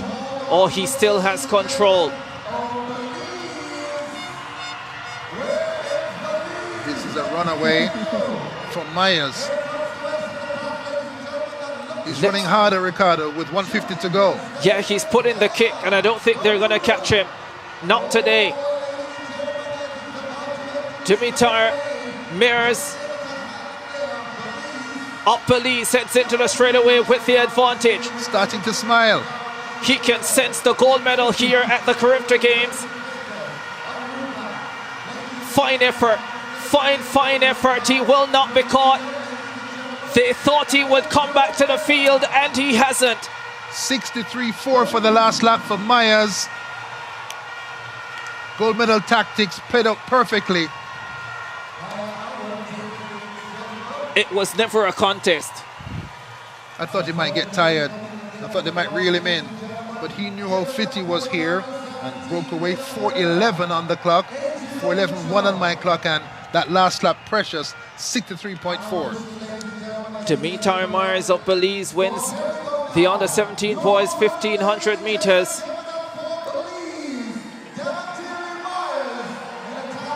What a performance. Courageous performance.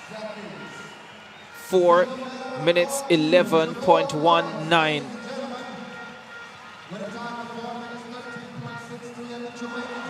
Sometimes you just have to be brave. You got to make your mind up and trust your coach and your training. And when it works out, it's glorious, like today for Myers of Belize. Javon Roberts of Guyana took the silver medal, and Joel Morgan of Jamaica got bronze. They got tricked. They're happy to leave with silver and bronze. Clearly he came for the gold, and so the race in the back was for the silver and the bronze. Closing stages of the under 17 boys 1500 final. Dimitar Myers of Belize pushing the pace from early in this race. had a massive advantage going into the final lap, and he held that brilliantly. Let's head downstairs to Ronaldo. Thanks, guys. Here with gold medal winner Dimitri Myers of Belize. Just take us through that race. It was a dominant performance from start to finish. I just tried to keep on going. I had a pace to stick to. I trained really hard to get here in a park in Philadelphia in the States. All I had to do, keep it rolling, keep on with it. I knew it was going to be hard. It wasn't going to be easy, but as long as I stayed strong, I got the medal and I did what I had to do. You started to crack a smile down there at the backstretch. What does this mean for you and for the country of Belize? It means we're coming back up and Belize is going to be here to stay. Dimitri Myers, gold medal winner in the under-17 men's 1500 meters. Back to you guys.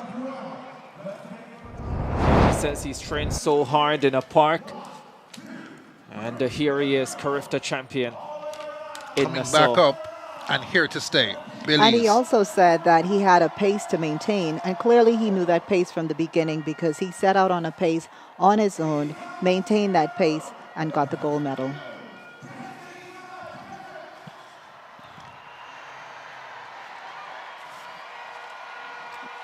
All the Bahamians are out now. The stands are packed.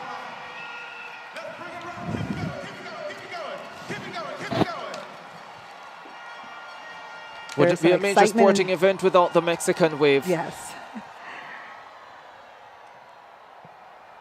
East side, let's catch it. Let's introduce those women to the 1500. Let's catch it, east side. I've been to the last two CARIFTA Games. Can't recall seeing it in either of them, but there's something about the Bahamian bounce, the vibe. It was in Kingston, Hubert. Can't recall. I'm not surprised.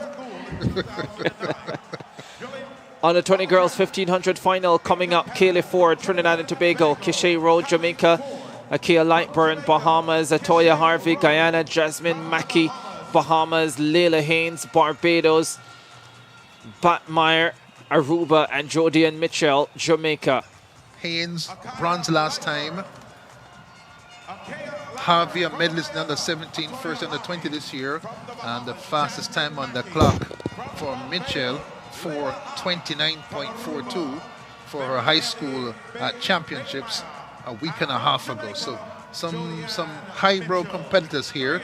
It's warm for distance running, but we've seen where committed tactics can yield medal podium benefits in the last two races. Final of the under 20 girls 1500 meters. It's a fine lineup. Great storylines all round as they are sent on their way.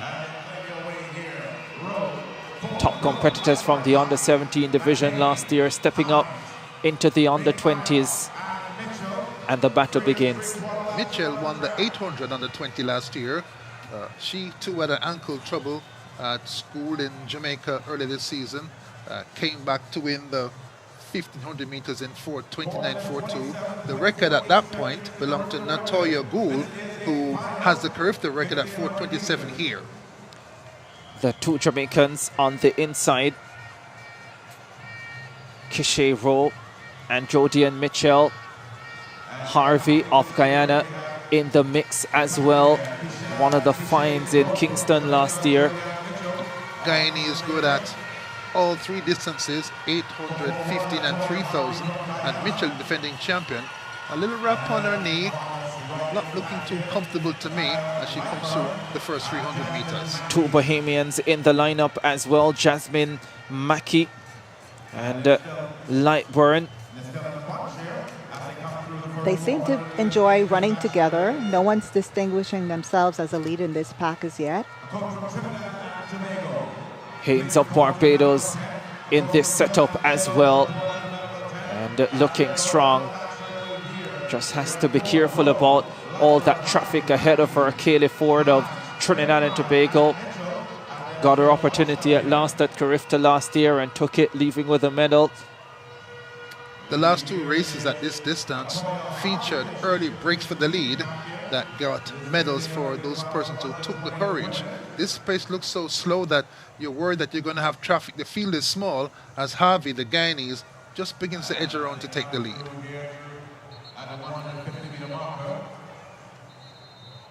1500 final for under 20 girls. Atoya Harvey of Guyana with the lead. 4:45.75 last year. The season 4:55. Maybe she's going to peak on time like the races we've seen before. Kishay Rowe, 3:44. Outstanding 800 speed. The CARIFTA Trials champion in Jamaica at 800. And if they keep it this way, the speed kickers will have the advantage. They sure will. Under 2 laps to go in this one.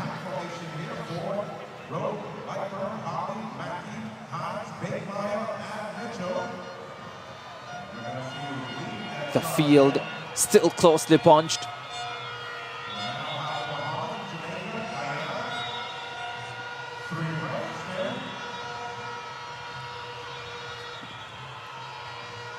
Wow, what a tight pack. No one wants to hurt in this race. Rowe on the inside has the lead. Harvey second in the multicolored Guyana uniform. The Bahamians coming up on the outside. And Layla Haynes from Barbados, third last time. Thereabouts. At some point, someone will have to go. Kishay Rowe has the lead. Atoya Harvey of Guyana is in there. The 2 Bahamians are in there as well. That's Lightburn and Mackey. And Haynes stepping up now for Barbados into the top 4. Jody and Mitchell of Jamaica tucked in on the inside. Kaylee Ford of Trinidad and Tobago in there as well as they come to the bell lap. Kishay Rowe steps up the pace ever so slightly. Her countrywoman Jody and Mitchell goes with her as well.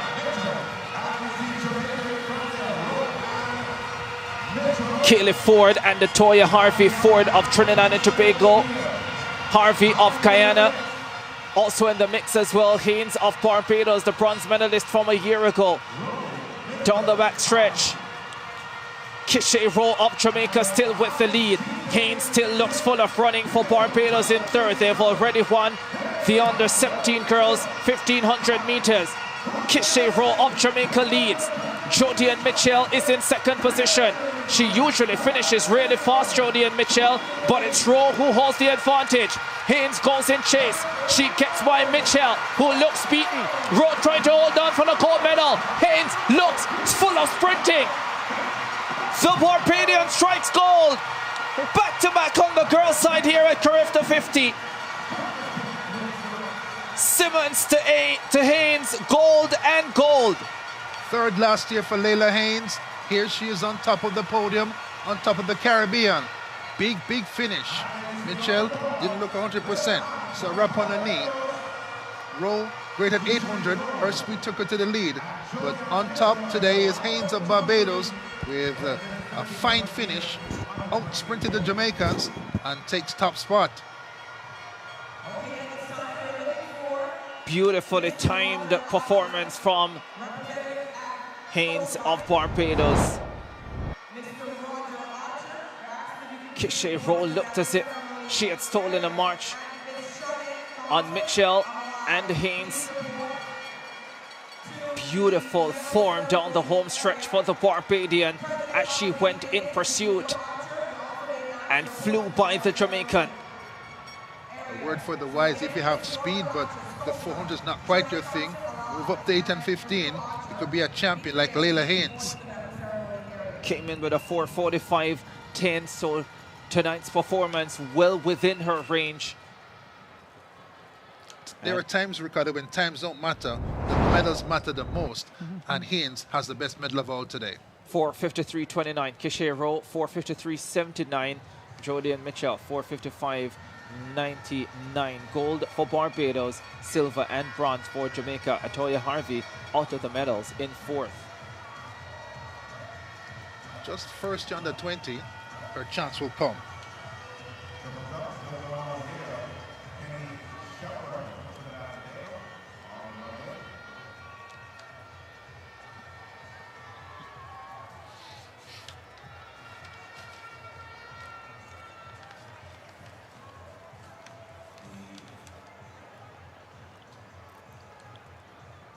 Ronaldo Dorset is by trackside. Let's find out what he's up to. Here with Layla Haynes, your winner of the under-20 women's 1500 meters, a closely contested race through 1200. What was your mindset headed into that last 300? Trust God, trust training, trust my coach. My coaches, you know, I just trust the process and really pray for the best, you know. Stay on the race, navigate how I'm feeling, and work off of the energy that's going on at the moment. Where did you get that energy from to power down that last 100 on the backstretch? Miracles, I swear. That was God, because everything, I don't even remember in the moment. I just remember telling myself, now or never, I gotta go, I gotta go. All right, Layla Haynes, your gold medal winner, under 20 women's 1500 meters. Trusting the process, so important. Trusting God important too. Trusting the coach and the training works out every time. 1500 final for under 20 boys coming up next. This appears to be a larger field like the under 17 men and women. Yeah, 19 listed for this final. Talk about traffic. Let's see if they will run fast out there. As I look over my shoulder, can see the flags blowing up through the track that will be a headwind in the straightaway. And one theory is that you've got to run fast with the wind at your back so you can carry you when the wind is blowing in your face. And that may be why the girls race just 4:53 when some of those ladies have run much faster than that. Conditions mitigate against fast running for the bigger girls, bigger bodied girls. They simply ran to win. 19 boys for the Caribbean. That's progress because these are events that we don't do quite so well with so much enthusiasm. And that 19 boys can come from the 28 CARIFTA countries is a move in the right direction. Fans filling out the main stand here in the Thomas A. Robinson. And all of them tuned into the events on the track.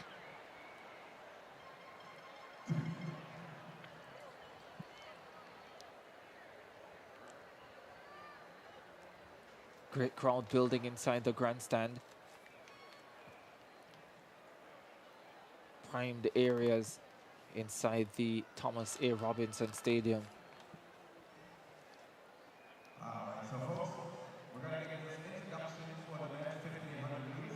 You'll see a lot of white in the crowd if you look. And we're color coordinated every day. Yesterday was the day to wear black. And now you'll see lots of Bahamians in the crowd with white. What's the color tomorrow? The color for tomorrow is aquamarine, and then the last day it's gold, gold, gold. We're going for gold. Black, aquamarine, white, and gold are the colors in the flag. Well, the white isn't. But we have 4 days, but only 3 colors in the flag. I definitely got my black going today. So make sure you have on aquamarine tomorrow. Well, that one will be a little bit more difficult. Don't worry, we have some merch for sale. Not even sure I know what aquamarine is. It's blue. It's blue. Oh, I have lots of that. I think I'm here to help you. I wore a shirt on the opening day that they told me is teal. That shirt too is blue. Or green. Blue. Final of the under 20 boys 1500 meters coming up.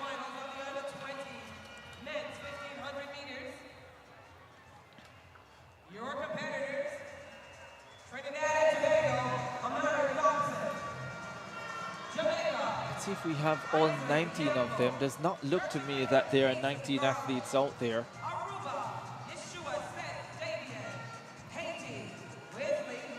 I'm trying to figure them out as we go along.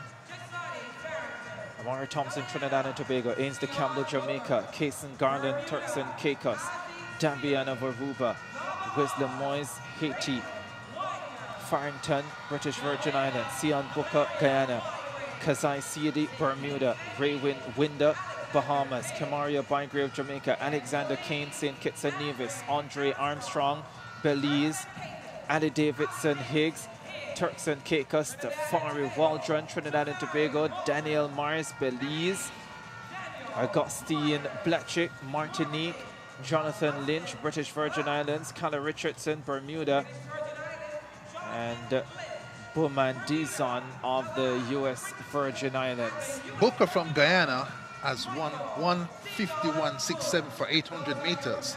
Given how slowly the pace was set in the girls' 1500 meter race, his finishing speed could be decisive. So too Kemario Bygrave of Jamaica, 150.20. Spoke to Booker's coach, Danny Hawthorne, man who guided the likes of Johan Blake, Nickel Ashmead in high school, and he said to me that this is a warm-up for the 800 meters later in the championship. In the field, the Jamaican high school champion, Ainsley Campbell, also the Jamaican high school steeplechase champion as well. So he's strong, has won 1:55.0 for 800. Strong and fast. When the field is this big, it pays to go out hard. Ricardo, 6 of these boys were in the final last year. 6.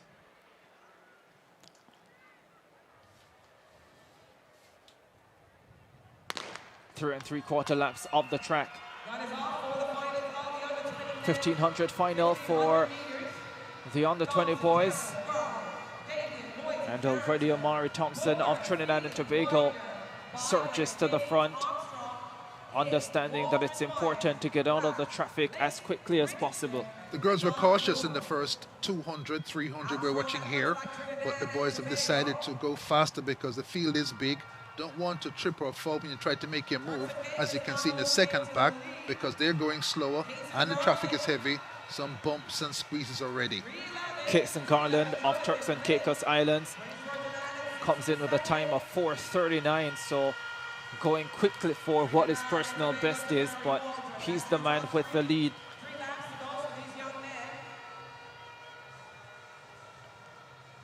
The Trinbagonian, Amari Thompson, in second position. His teammate drawing closer orders as well, Tafari Waldron, as they head down the back stretch.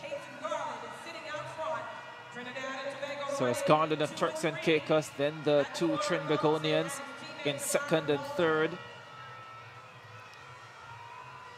Early break tactics worked in 2 of the 3 finals in this distance so far. And here it is one more time. Free running space, so won't get bumped and knocked over unless he slows down dramatically. The rest of the field split into 2 big packs, but the second pack has the seeded runners with Booker and Campbell coming forward in the bright yellow vest. Waldron of Trinidad and Tobago now comes to the front. His teammate Amari Thompson follows him. 1:43 from the Bahamas. Raywin Winder also stepping into the mix. 3:98 Augustine Blatchick from Martinique.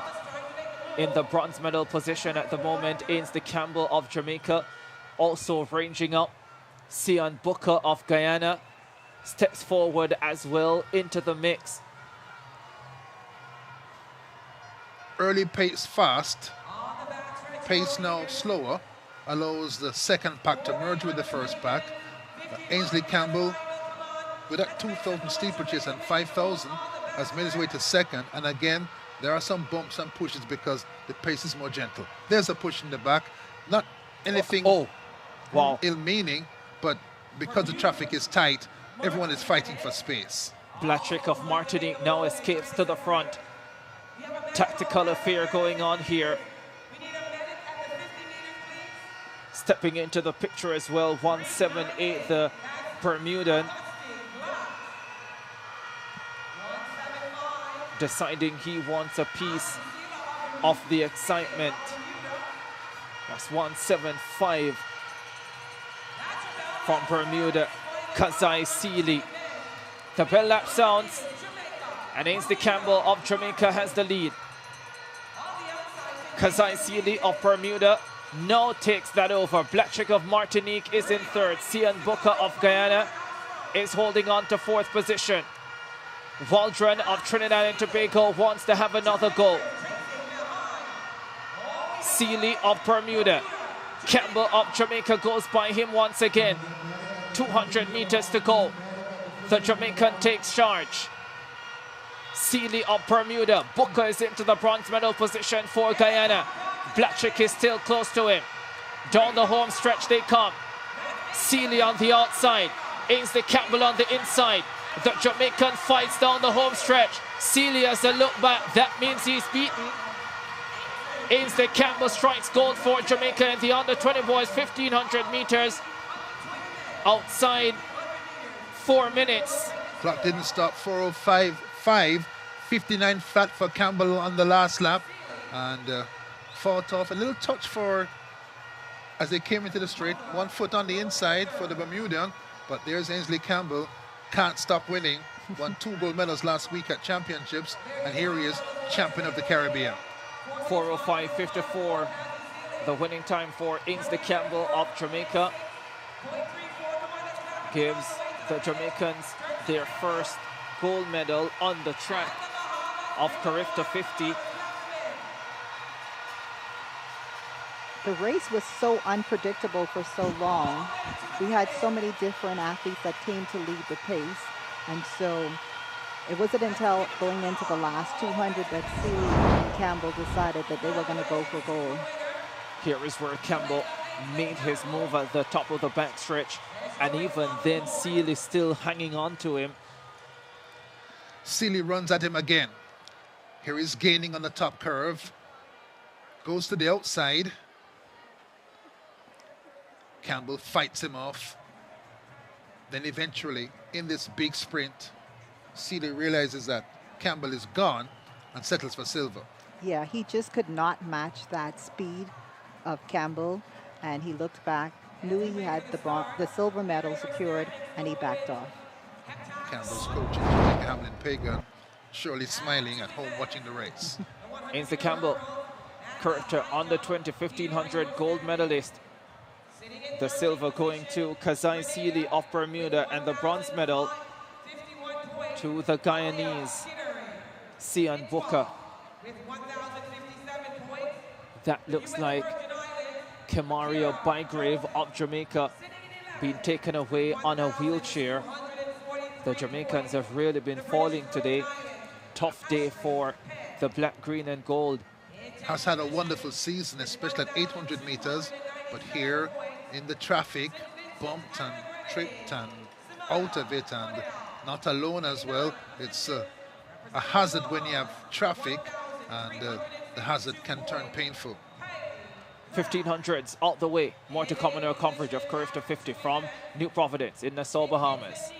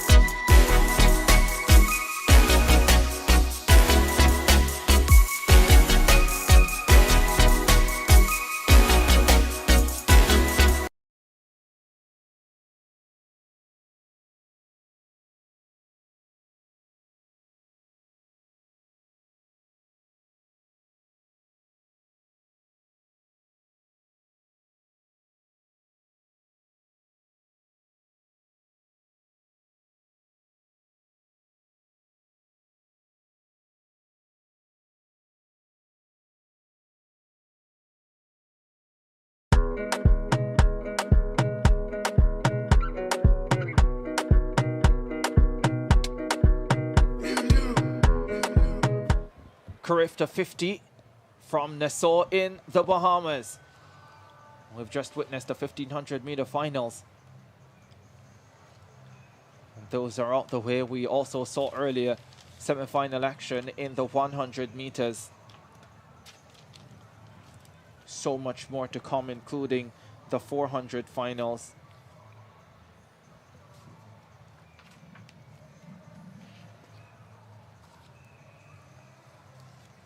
Under 20 girls discus final coming up shortly in the field as well.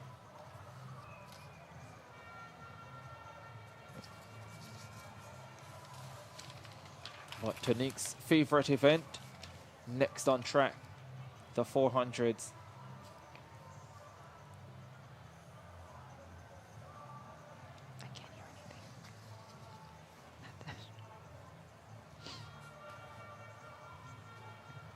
Yeah, my 400 career would have started right here in the Bahamas at the CARIFTA Games in 1992.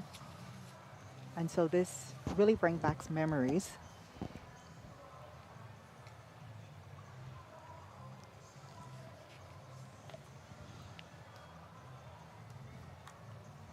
In the under 17 girls 400, Megan Moss. Heptathlon girls shot put. Gianna Paul of Trinidad and Tobago, the overall leader, ahead of Tanique Vincent. Sharika Christie of Jamaica in third position. So the Trinbagonians 1 and 2 heading into this third event of day number 1.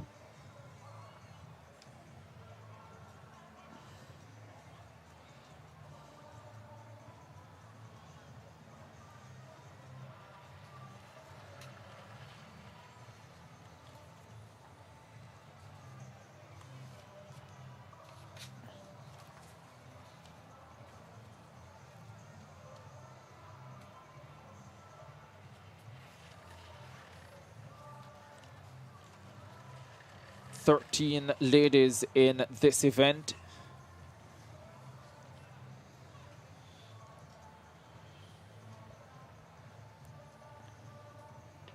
.583 Sharika Christie of Jamaica in third position overall after the 100 hurdles and the high jump.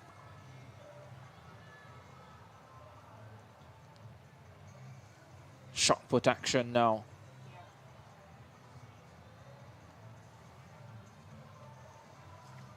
Part-time thrower uses a standing technique at the front of the circle. No attempt to use the entire width of the circle, but very flexible midsection.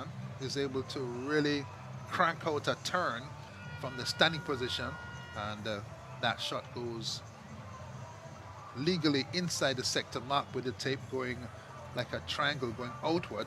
And Christie, scissors technique in the high jump this morning. Decent hurdler, she's in with a chance. Two British Virgin Islands athletes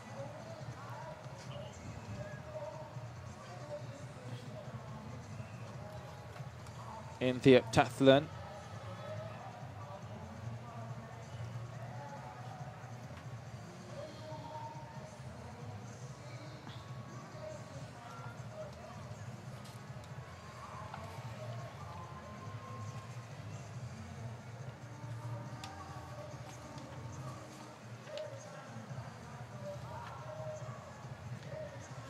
Kaylee Sanogo of Martinique.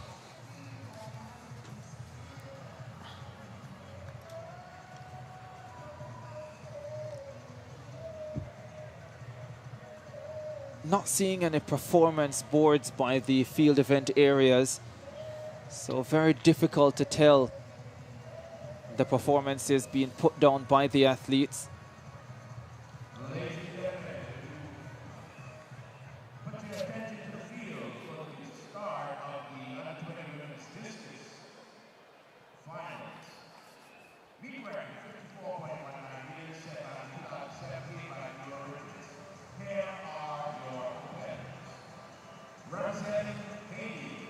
These are the girls in the heptathlon shot put, the third of 4 events on the opening day. The 200 meters will close the show for them.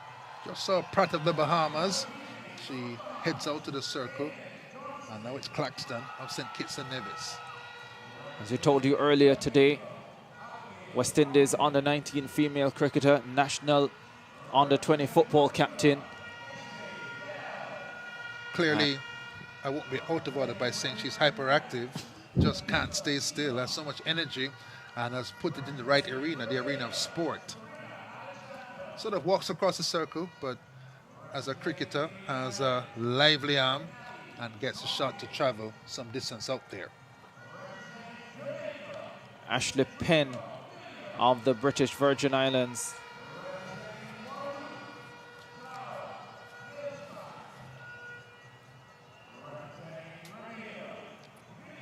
Gentle toss.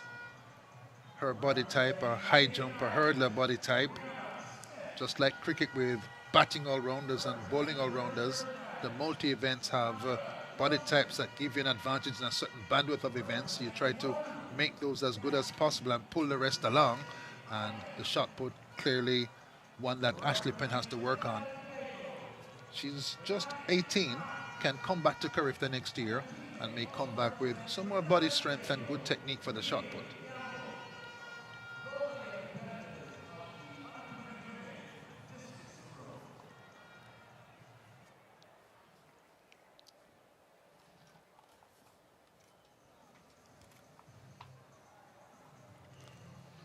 .286 Carias. Clementine Carias of Guadeloupe. Still an under-17 athlete, so we'll be able to do this a few more times at CARIFTA. And even if she doesn't get a medal this time around, there will be a lot for her to work with going forward. Looks solid in the high jump this morning. And here, look competent in the shot put. And she and her coach have a platform to build on. Akria Joseph, US Virgin Islands. Another under-17 athlete, still learning the event clearly. Doesn't quite get her angles right. That's what we might call a line drive from another sport. Wants to get the implement going upward so it can cover ground well before it falls back to earth. But again, tall and athletic and just under 17, a couple of seasons to develop.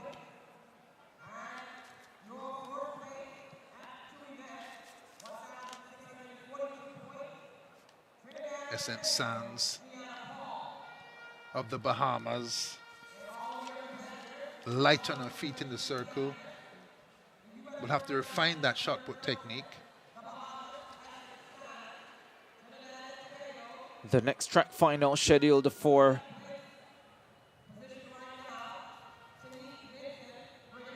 .555.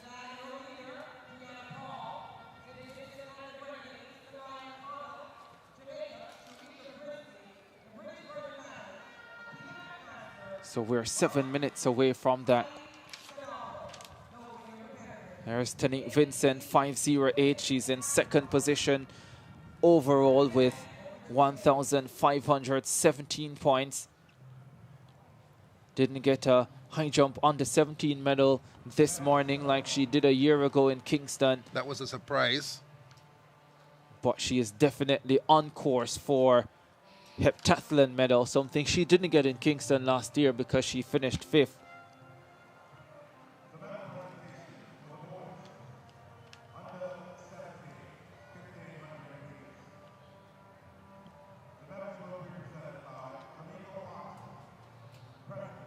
Kid Harry of Grenada.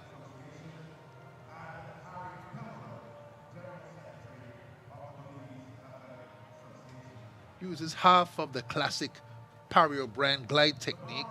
Starts with her legs midway through the circle. Dainty. Shot put. Drips off her fingers.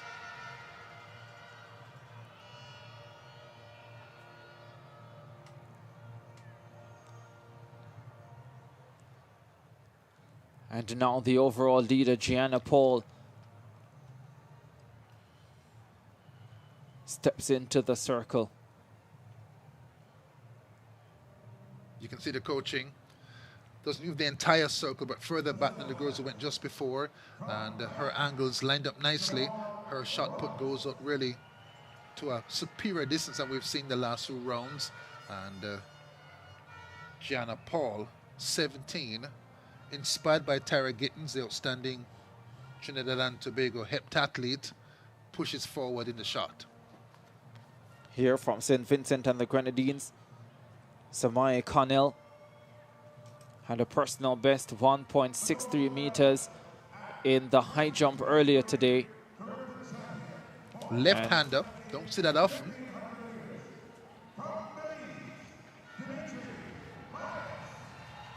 One of the last two women standing in the high jump heptathlon.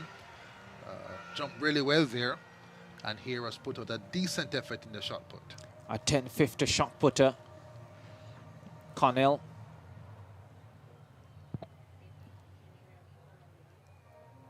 And soon as we are able to get the distances for you, can give you an idea of how much points these athletes are scoring for the performances that they are throwing down. Sharika Christie of Jamaica all shows quality in this event. Spin technique, Hubert, not easy to do. And rare in the heptathlon, but brilliantly done by Sharika Christie. Her high jump technique, the scissors, that's old school. You have to go back a while to see the scissors, but here her shot put technique, absolutely 21st century. Back of the circle, lovely balance, stays tall, and lets the ball go flying when it's high off her shoulder and into the throwing sector. Again, that speaks to the fact that these ladies are competing in so many events. They're not probably the best in every event, but they sure will try to put out their best performances in the events where they do excel. Exactly what Sharika Christie is looking to do here in the shot put. And so too Akila McMaster of the British Virgin Islands, a silver medalist last year, but she's up against it so far, knows there is a lot of work to do as she is to repeat as a medalist. Sanaga.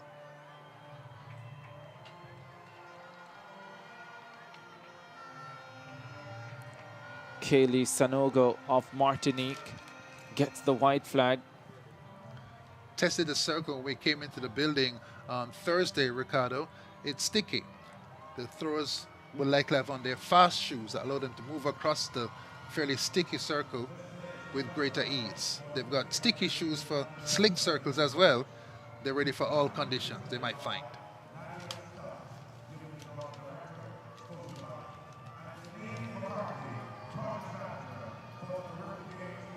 Kaylee Pratt of the Bahamas.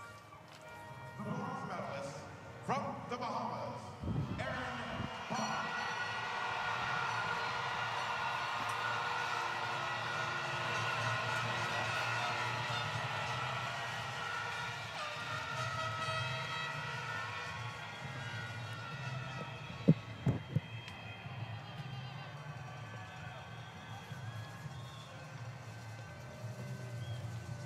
Claxton,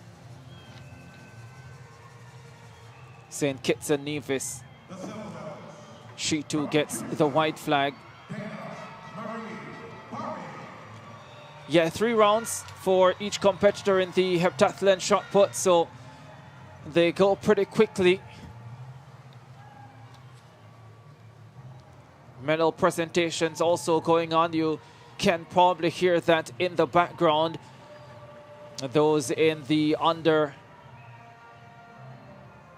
the 1500 meters receiving their medals now.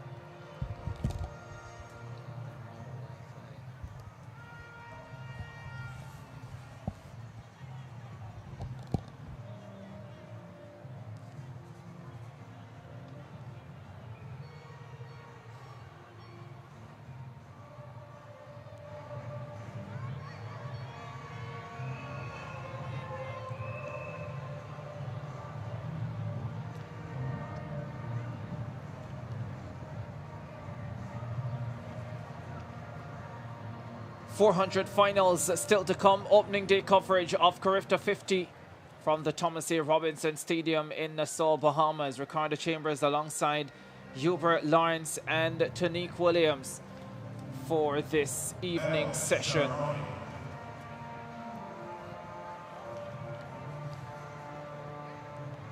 Another medal ceremony coming up.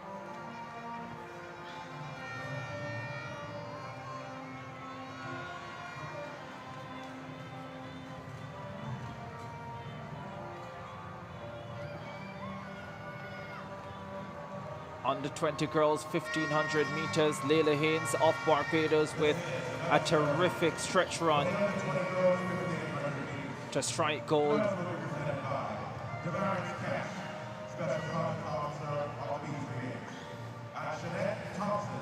And this medal ceremony earlier, the under 17 boys at 1500 meters.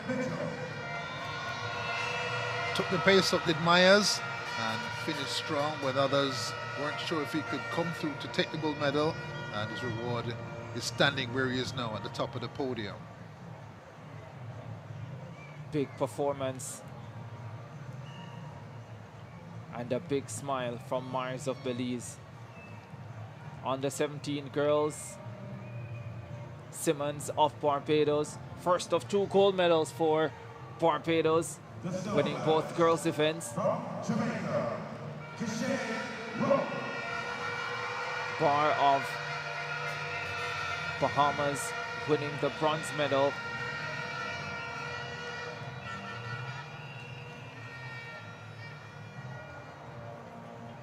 A silver medal for Curacao in this event, and the Simmons of Barbados taking gold.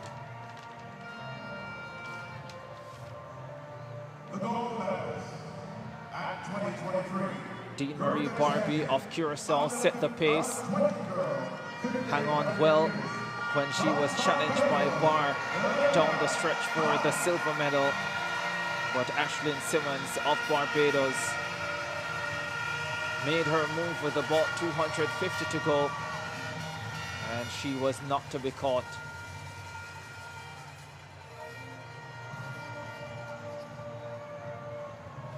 So Barbados winning both the under 17 and under 20 girls 1500 meters.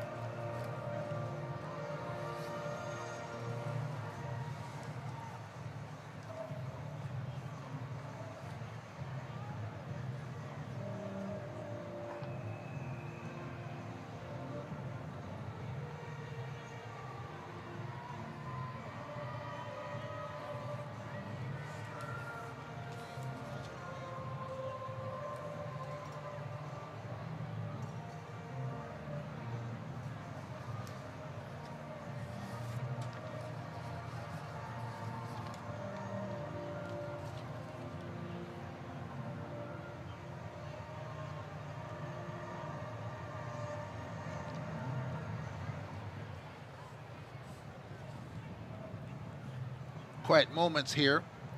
Thomas A. Robinson. The fans getting set for Tonique's favorite events, the 400 coming up, and beyond that, the 100 meters. It's that time of the evening on CARIFTA Day 1 where people begin to settle into their seats, because the 1500 meters are wonderful events, and we've seen potential for growth in the Caribbean, but the sprints is where the Caribbean track bedrock has been built over decades, going back to the 1940s and 50s and up through this century with big victories in the 400. And in the Bahamas, what is it now, Tonique? 3 Olympic champions at 400 meters, men, women, slightly different eras, and everyone in this country in track and field places high stock in the 400 meters. Yeah, we say we don't know why it happens or how it happens, but we seem to just have a history and a legacy of being able to produce 400-meter runners. And so we're going to see 3 of our races, the under 17 boys, the under 20 girls, and the under 20 boys contested by the Bahamas. And so that's why you see that crowd in the Western Grandstand, because they know that this is a race that the Bahamas has been known to dominate. Very much ready for the 400 finals. We're ready too, but we'll have to wait a little while longer. We'll be back with more on CARIFTA 50.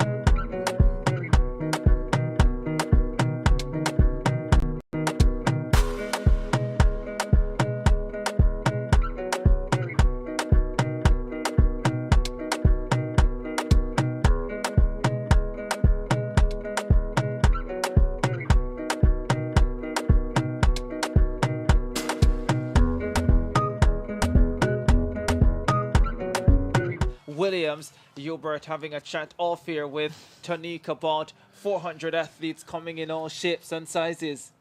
Yes, Tonique, diminutive, 5'3". I'm 5'3". Shanae is well over 6 feet. As you know, Stephen Gardner's tall. We call them to the Twin Towers. And we've had a Bard Monker who's been world champion at the 400 meters. And so certainly we've seen a range of 400-meter runner sizes Chris from the Brown, Bahamas. world indoor champion. Another, what is he, 5'9", 5'10" at max?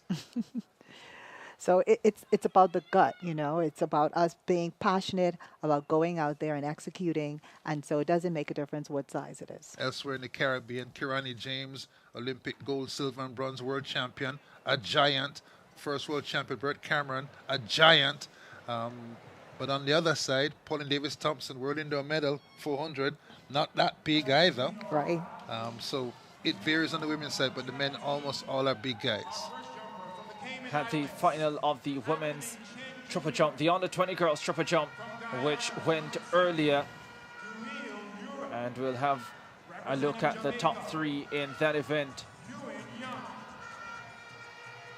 Representing St. Vincent and the Grenadines, from Barbados. The defending champion, Casey Hudson, having to settle for bronze this time from French Guiana, 12.22 meters, her best effort. A silver medal for the Bahamas. Lanesha Lubin, 12.4. And the gold medal going to the Jamaican Jaden Dawkins. No surprise there, a 13.05 opening round effort, getting her the victory. Can't stop winning. A successful season keeps on going for Dawkins. From Trinidad and Tobago, Jaziel David. Representing the Bahamas and rounding off the field, Joshua Williams. That is the lineup for the other 17 boys long jump. And again, Tonique, these are the last few minutes before the 400 finals. When you were getting ready for finals, the last 5 minutes, what were you thinking? The last 5 minutes for me was always about execution. replaying my race over and over and over in my mind.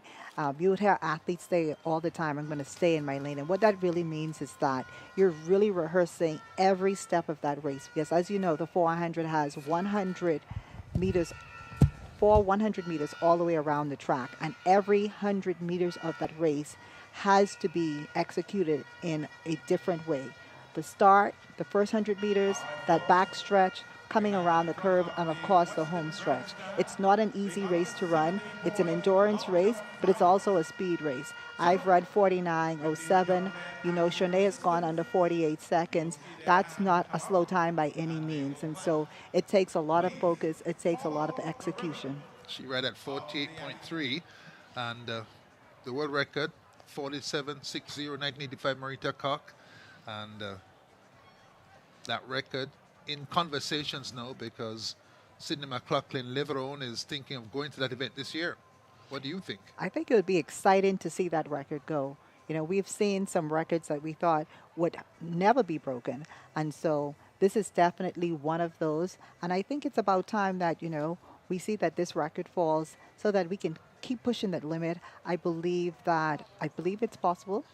So who knows? You started your career at CARIFTA in 1992. You just told us that. You went on to learn some more about it. University of Southern Carolina, Curtis Fry. What would Curtis Fry tell you about the essential keys of running the 400? So one of the things I think Coach Fry always instilled in us, he was always like a speed coach. You know, it's about always having that turnover. And so, you know, being an athlete, that's one thing that we always developed. And so I was never a paced 400-meter runner. I always had a quick start and definitely a quick finish. Olympic champion, world champion, Tanique Williams, revealing the secrets of preparing to run the 400. And we prepare to watch those races coming up. The last hour of CARIFTA Day 1, filled with speed.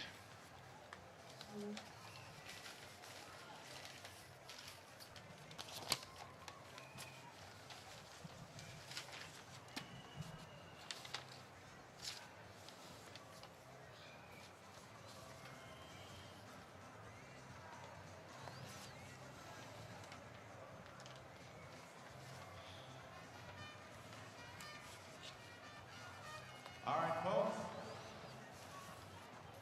While we're waiting for the start of the long jump,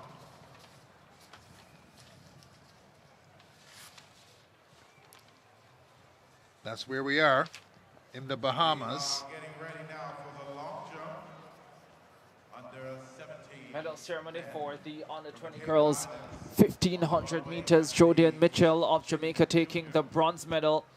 Kishe Rowe, also of Jamaica, the silver medal. And Layla Haynes of Barbados securing gold with a wonderful stretch run. Turned on the speed in the last 70 meters to snatch the gold medal from Kishe Rowe of Jamaica. We have one more alive golden egg under the chairs. So, alive. Barbados winning 2 of the 4 1500-meter finals, both of them on the girls' side, under 17 and under 20. Present your golden egg to the Alive tent and win Samsung, AirTags, AirPods, or even drones. Golden eggs will be out every day during these games, and you may be the next golden egg winner. Believe in Team Bahamas. Believe in best. So come gold with us. Check those seats. There's one more golden egg left under the chairs. On the runway now is Duel, Europe, from Guyana. Final of the under 17 boys long jump.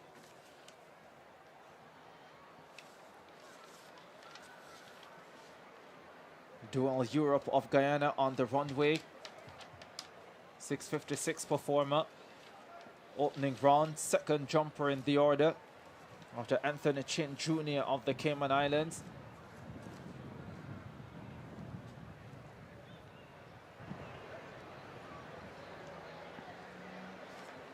So, folks, we have a long jump going on here. Folks, we got a trivia question for you. We have a trivia question for you. We'll endeavor to try as much as possible to get the marks for you after each jump. Europe of Guyana.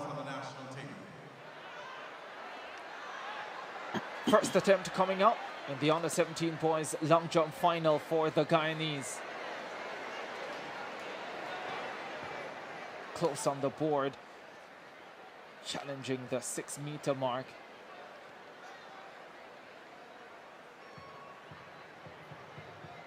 I'm not sure I saw the flag go up.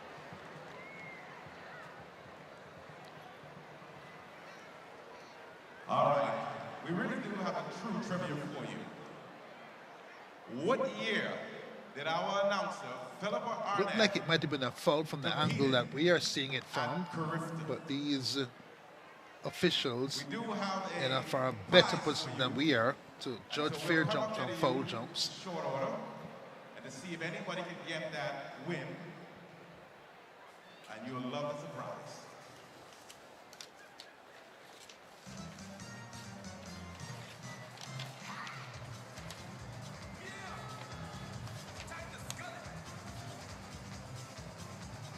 Hit you with another one so you can think about it. Don't use no cell phones. Stay on no cell phones. Stay off of Google. So, what year did our event presenter, Dawn Woodside, what year did she win 2 gold medals at CARIFTA? So, what year did she win 2 gold medals 390 at CARIFTA? Yuan Young of Jamaica, one of the medal contenders here. Yuan Young from Jamaica. A 703 performer this season, Yuan Young.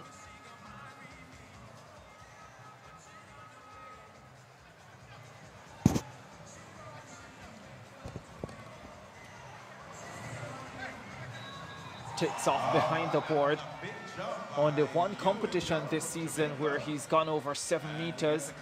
In fact, only one competition where he's legally gone over 6.90 meters. Coming here with a high school championship gold medal for his school, and fine in the long jump, fine speed on the runway. Look behind the board, and that's the first round. Figuring out the breeze in the stadium can be tricky for a jumper. The stadium open at both ends, and so breezes can come through back and forth and change the run-ups. But young, competent jumper, having a chat with Jeremy DeLissa on the left-hand side, the Jamaican jumps coach, and comes across, recharged, redirected, back for the second round.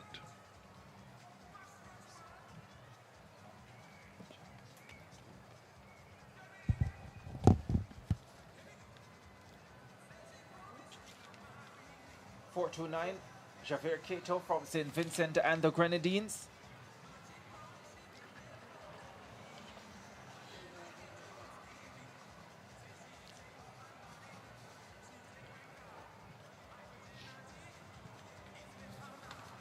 Set a high jump record in the St. Vincent and the Grenadines Inter-Secondary Schools Championship at 1.90 meters in the 14 to 16 age group. Also a solid triple jumper. Got out to 6.64 in the long jump at the Vincentian Trials.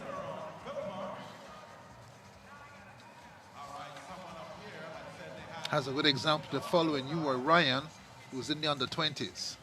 And we'll try as best as possible to try and get you these marks being put down by these jumpers in this under-17 final.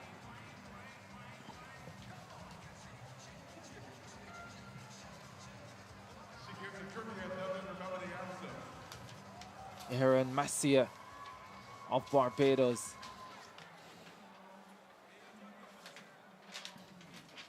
Consistent this season, 6.48 and 6.47.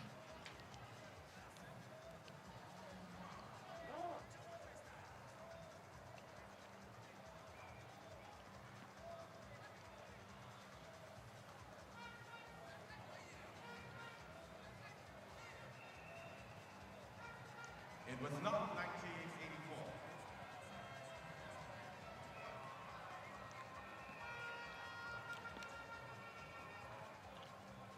Competitor 533, Imani Matthew of Trinidad and Tobago.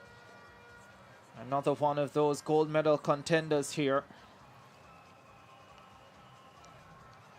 704 at the Tobago Falcons games, and puts him in a group of gold medal contenders here. His personal best 705 done last year, 2022, as a 14-year-old, so a lot of talent.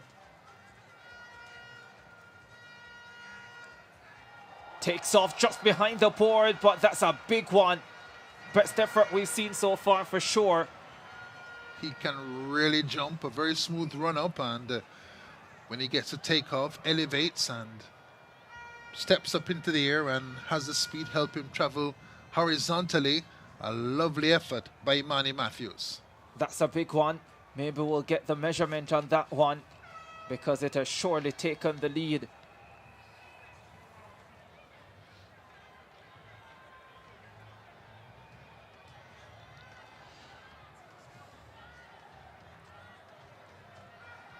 Imani Matthew, Trinidad and Tobago,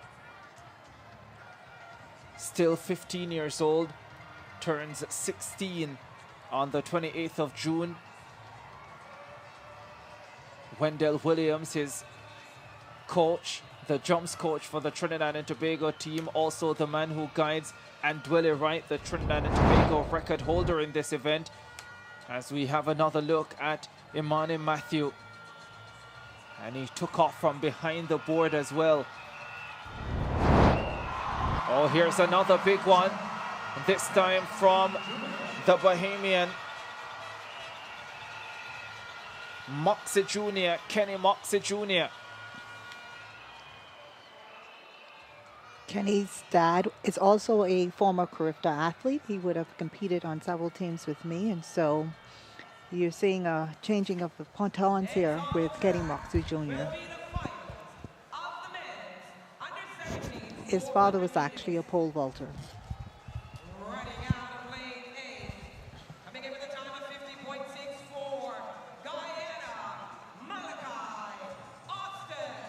Big jumps back to back in the boys under 17 long jump. Ewan Young, Moxie Jr., Matthews of TNT looking the best of all. Van der Veer of St. Martin.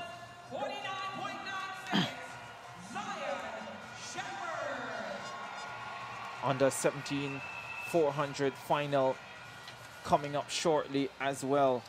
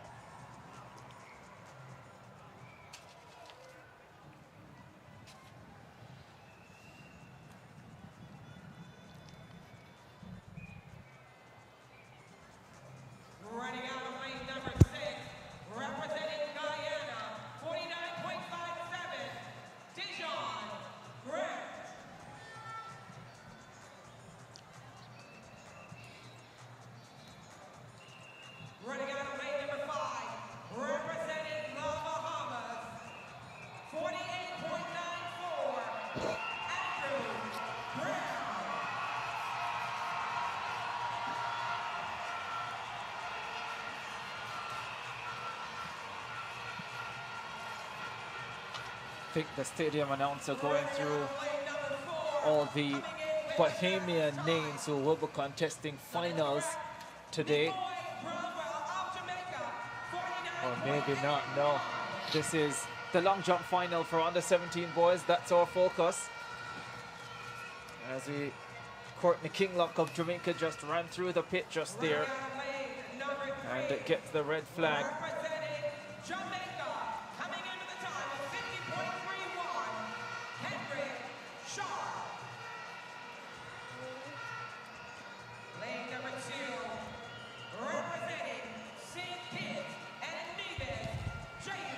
The 400 meters.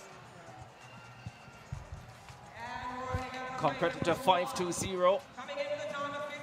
Jaziel David of Trinidad and Tobago again taking off behind the board. And maybe just challenging the 6-meter mark.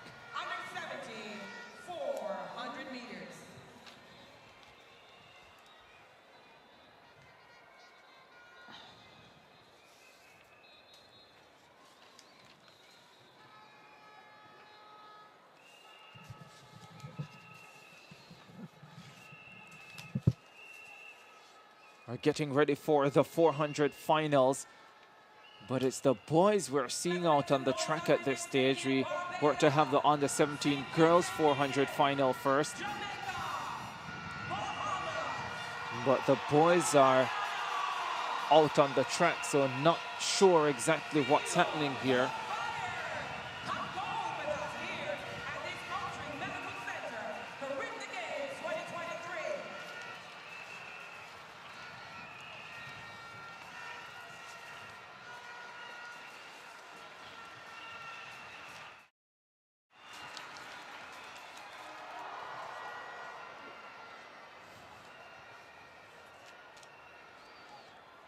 Clear that there's an issue with the girls' final.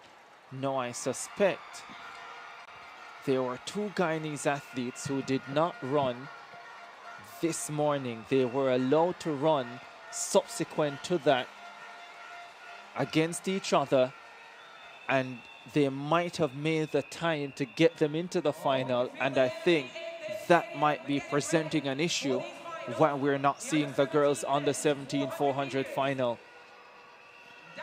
Might be it. Saw that runoff for time since they weren't able to run in the heats and the officials trying to organize it. They would have run later than everybody else, and it may be that the officials are trying to give them a bit more time to recover, to have an equal chance in the final. Yes, that team was certainly late coming into the Bahamas and being able to make some of their events for the CARIFTA Games. And so that allowance was made. So we'll have to wait to hear more.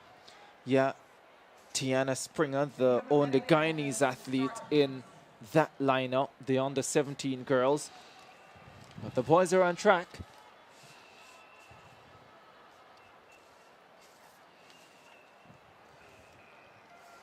There's a problem. Yeah, that's Donrich Roach of Barbados, who is down competitor 52, scheduled to start in lane number 1. And doesn't look as if he will be able to compete. Doesn't look good. He's set for lane number 1. Saw him walking around a while ago. Would have just gone for a warm-up sprint and apparently has injured himself in some way. And that's very disappointing. Shades of Hansel Parchment in the World Championships, injured just before his race. And the same type of empathy goes out to this young man from Barbados, about to run, unable to run. Tough for him. Yeah, certainly disappointing. He came all the way here to run, was able to compete in the rounds, warm up for the finals, and then right before the race starts, there's an issue. 7 athletes remaining for the final of the under-17 boys 400 meters. Jaylene Bennett, St. Kitts and Nevis, Kenrick Sharper, Nicole Bramwell, Jamaica, Andrew Brown, Bahamas, Dejon Grant, Guyana, Zion Shepherd, Bahamas, and Malachi Austin of Guyana. Bramwell looked the best in qualifying and comfortable. He's in lane 4. Andrew Brown of the Bahamas was really good in qualifying as well at 48.94, the fastest qualifier. This should be some race. Brown, that tippy-toe running style, took him across the line in front in his qualifying race. Now he must face the entire field in this final. Lane 3, Kenrick Sharp won the Jamaica CARIFTA trials with 50.31. Only the 7th fastest coming into this final, but he did win his semi-final. That's why he has one of those preferred lanes. Lane 3, Bramwell, Jamaica in 4. Brown, the fastest qualifier, 48.94. Bahamas in 5. Grant of Guyana in lane 6. Zion Shepherd of Bahamas also went on the 15 qualifying. He starts in lane number 7. Under 17 boys 400 final. Andrew Brown of the Bahamas in lane number 5 has gone out well. Deshaun Grant of Guyana in 6 also moving well, but Brown is right up on the shoulders of Deshaun Grant of Guyana. Nicoy Bramwell of Jamaica right into the mix as well as they go through 200 meters. And it's Bramwell who makes a big move as they're about to come into the straightaway. Nicoy Bramwell of Jamaica has a commanding advantage. Can they chase him down? The Jamaican in front. Jalen Bennett of St. Kitts and Nevis holding second. Brown is coming forward for the Bahamas, but Nicoy Bramwell blows them away. That is a stunner. 47.83. You were right, Hubert. He looked the best in qualifying, and he was by far the best in the final. Told you he looked the best, but not the fastest. But to do it in the finals to deliver the gold medal for your country. And he's learning the 400 this season. His first season in the event full time. 47.86 for Nicoy Bramwell of Jamaica. Balanced race, uses speed all across the 4 quarters of this 400. Yes, he clearly had the race. He wasn't pressed too much from the competitors behind. Also a good finish from Brown of the Bahamas. Just getting in there for that bronze place medal. The CARIFTA record 47.33 set by Usain Bolt. Nicoy Bramwell at 47.86 gets within half a second. Jalen Bennett of St. Kitts and Nevis gets silver at 48.59, and Andrew Brown 48.68 for the bronze medal for the Bahamas.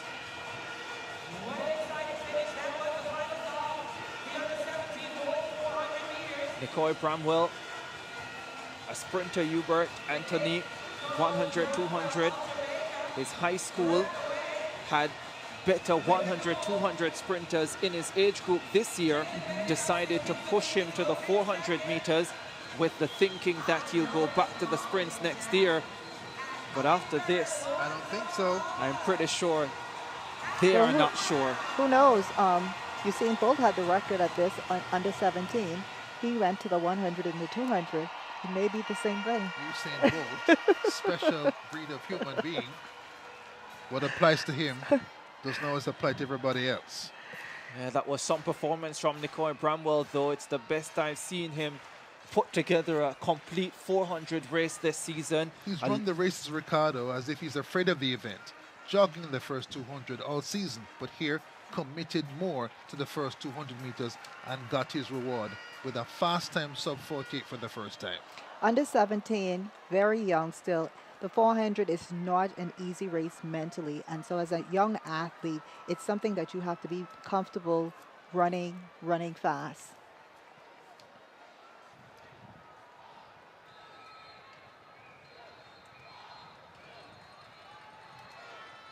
Nicoy Bramwell is by trackside with Ronaldo Dorset.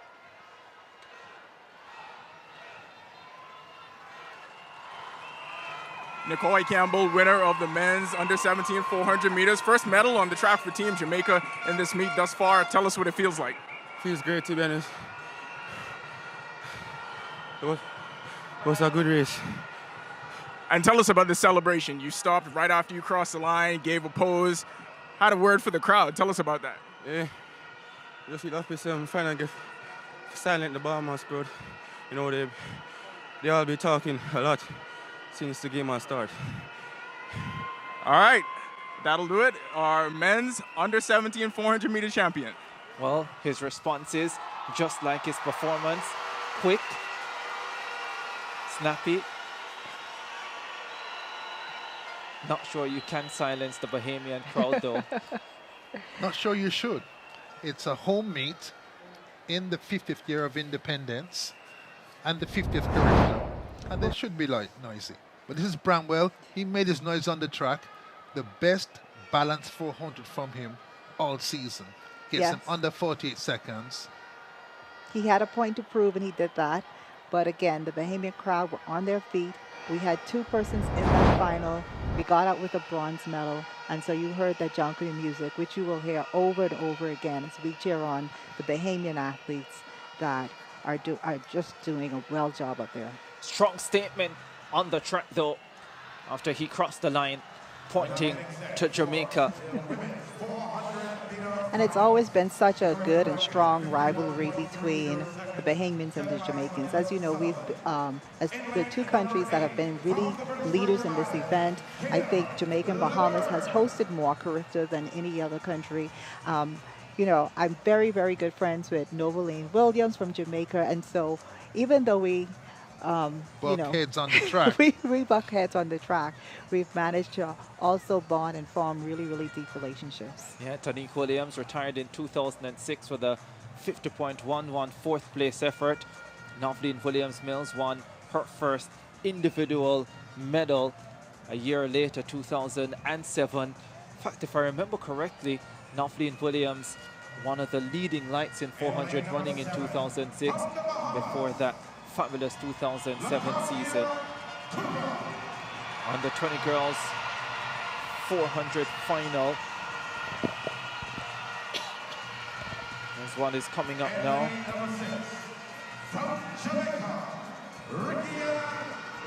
The CARIFTA record for this event, 51.30, set in 2006 by Sanita Sutherland. And Ricky and Russell there, the Jamaican.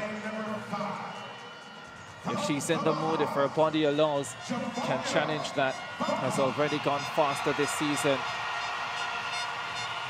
Javonia Valcourt of the Bahamas. Look good in qualifying, good and strong, and that long, lean body like Shawnee Miller-Rebro can't be bad.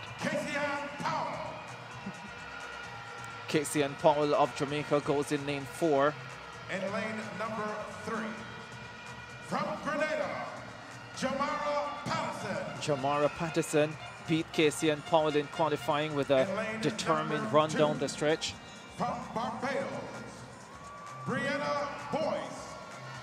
Brianna Boyce of Barbados. The Barbadians having a great evening already. 2 gold medals.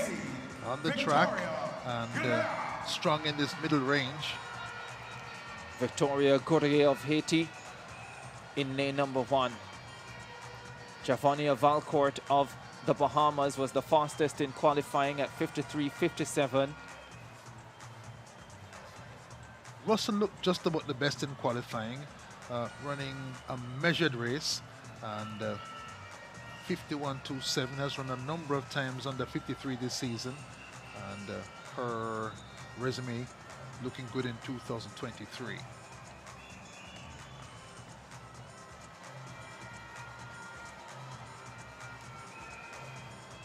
Sutherland, twice a world junior medalist at 400, has the record here.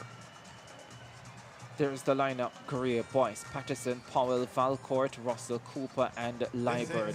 Lane draw favors Valcourt. She can track Russell all the way around. Russell, normally not a fast starter, comes on strong in the middle 200 meters. We'll have to be aware of that. British Virgin Islands.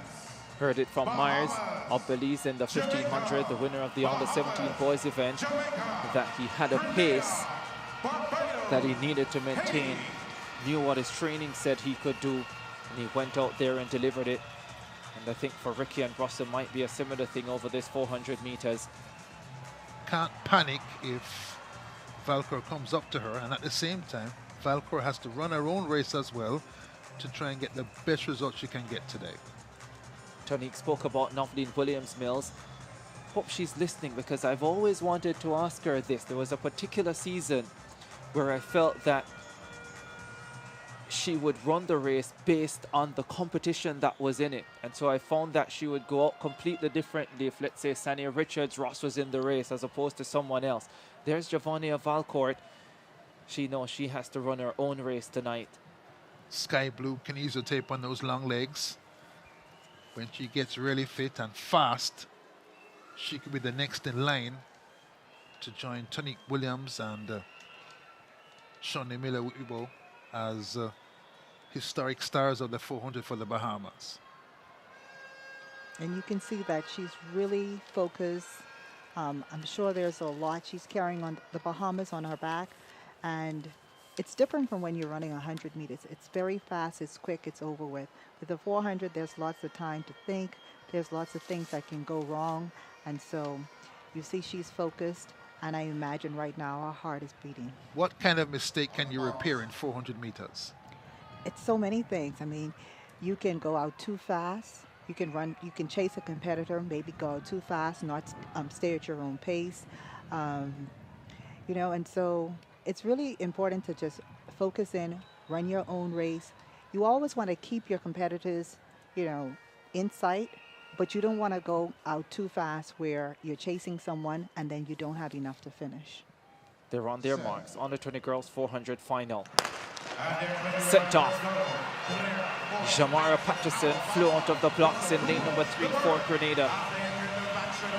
Trying to close in on Casey and Powell of Jamaica in lane 4. Ricky and Russell, the leading Jamaican, goes steadily down the backstretch. Valcourt of the Bahamas, the tall figure speeding in lane number 5. Tries to catch up to the Jamaican Ricky and Russell. Casey and Powell, the second Jamaican, right in the mix as well. Powell, Valcourt and Russell. They are about to make their way into the straightaway. Casey and Powell, Valcourt of Bahamas, Ricky and Russell of Jamaica. Russell goes into overdrive. Valcourt challenges her. Russell ahead of Valcourt. Powell is well back in second. Valcourt is fighting, but Russell holds on to win the gold medal. CARIFTA gold to complement an already outstanding season for this outgoing senior. 51.84. The record at 51.30 survives, but Ricky and Russell produces another stellar effort this season. Strong running by Valcourt, closed the stagger on Russell as we expected and chased all the way down the stretch. The first 300 covered 37.8 and both girls holding on strongly down the stretch. Tonique, a great race. Yeah, just a brilliant race by the Bahamians and the Jamaicans. I think there might be a 1, 2, 3, and 4 for those two nations, but Valcourt really did a really good job. She was in between the Jamaicans. I know she can feel the Jamaican in the back of her. She saw the Jamaican in front of her, and so she really ran a hard race. She was pressing for that goal, but she simply just did not have enough. Yeah, Cooper, the second Bahamian, gets the bronze medal. Lakarth Cooper. So a big race there for the Bahamian, silver and bronze, but no denying Ricky and Russell of Jamaica.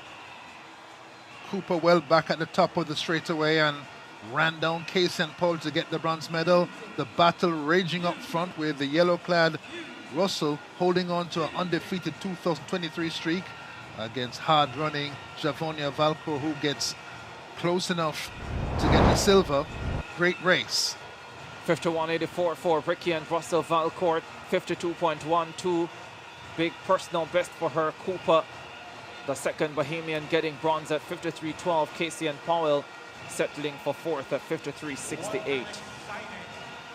And I believe this may be a season best for both Bahamians.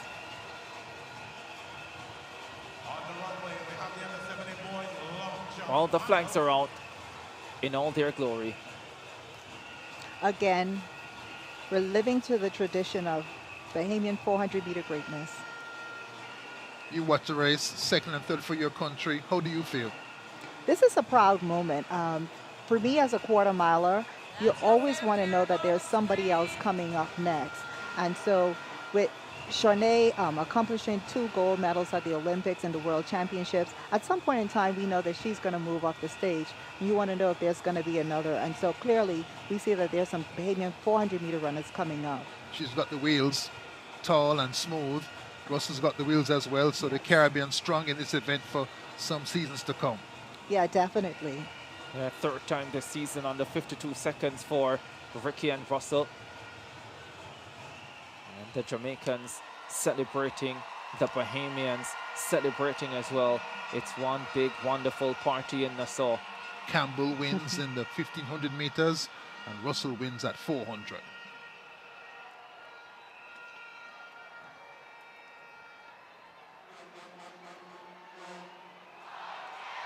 champions all over the Caribbean in the 400 though.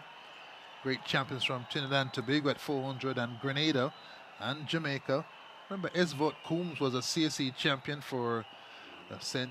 Vincent and the Grenadines College at the States at that time. Nice and smooth. And of course, Edwin Roberts and Wendell Motley from Trinidad and Tobago back in the past at 400 and 200. Mike Paul. Some great ones from Trinidad and Tobago. Jehu Gordon, 4 hurdles. Yeah, really massive day as well for Valcourt of the Bahamas. She ran a personal best in qualifying, 53.5, and comes back in the final and runs an even bigger personal best, 52.12. Don't get it much better than that in one day. Getting ready to run, ready to peak, ready to challenge. And if you do your very, very best and exceed yourself and come second, you walk away with your head hanging high. We still have the under-20 boys 400 to come and the under-17 girls 400 meters. Flip the script to make space for those who came late, to give them a fair chance. And yes, the 400 is a big Caribbean event. Here comes the finalists for the boys under-20 400. This is the under-20 boys 400 final now. Elijah Williams of Grenada will start in lane number 8. Last year's bronze medalist Amal Glasgow of St. Vincent and the Grenadines, he's in 7.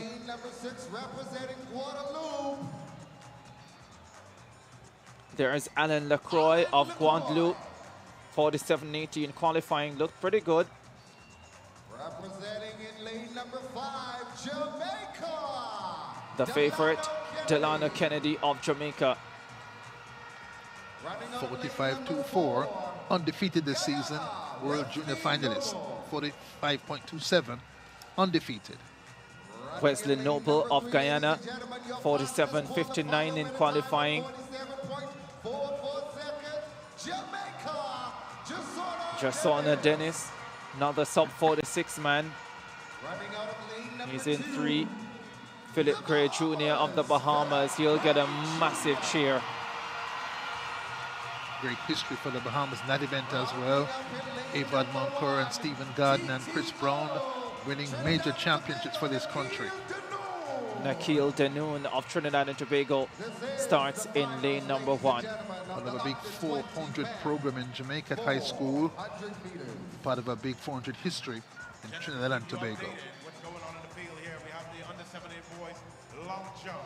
One of the great feats in their history, Wendell Motley winning the Commonwealth Games in Kingston 1966. They also won the 4x4 40 yards in world record time on that day.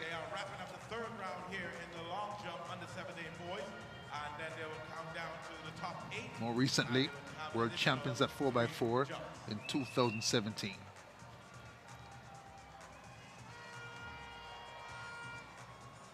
Under 20 boys 400 final, there's the lineup. Denoon of Trinidad and Tobago, Gray Jr. of the Bahamas, Dennis of Jamaica, Noble of Guyana, Kennedy of Jamaica, Lacroix of Guadeloupe, Glasgow of St. Vincent and the Grenadines, and Williams of Grenada.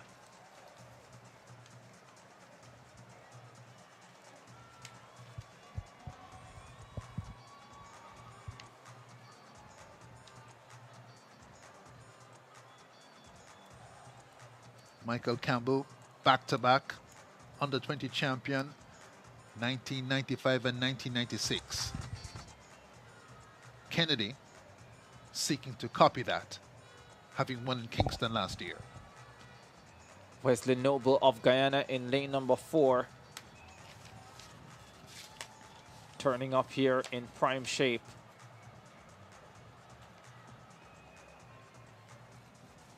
He has the Jamaican just ahead of him, well, just behind him, at a time of 47.44.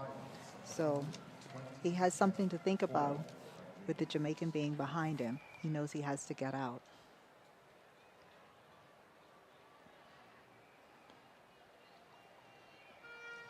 There is Delana Kennedy, the favorite, the defending champion, the fastest in the field. Got to the World Under-20 final in Cali, Colombia last year. He false started, but can defend his CARIFTA title here. and continue his unbeaten run in 2023. I asked his coach, Leon Powell, about the near false start at the trials. He said that he, Delano Kennedy, heard something wide to go at the first sound he heard after set, heard something, and that in practice, he has no trouble with false starts. One Jamaican defending champion has already false started. That's DeAndre Daly in the under-20 100 meters. That was in semi-final action. There is Dennis, the second Jamaican, the second sub-46 man in this field.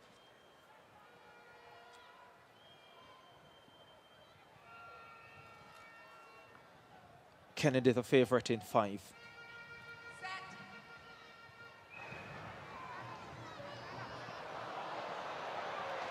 And looked as if some twitching was going on there. And this will be an interesting decision once again. Didn't hear the officials saying stand up, but a few athletes did move. Seemed a little twitchy out there.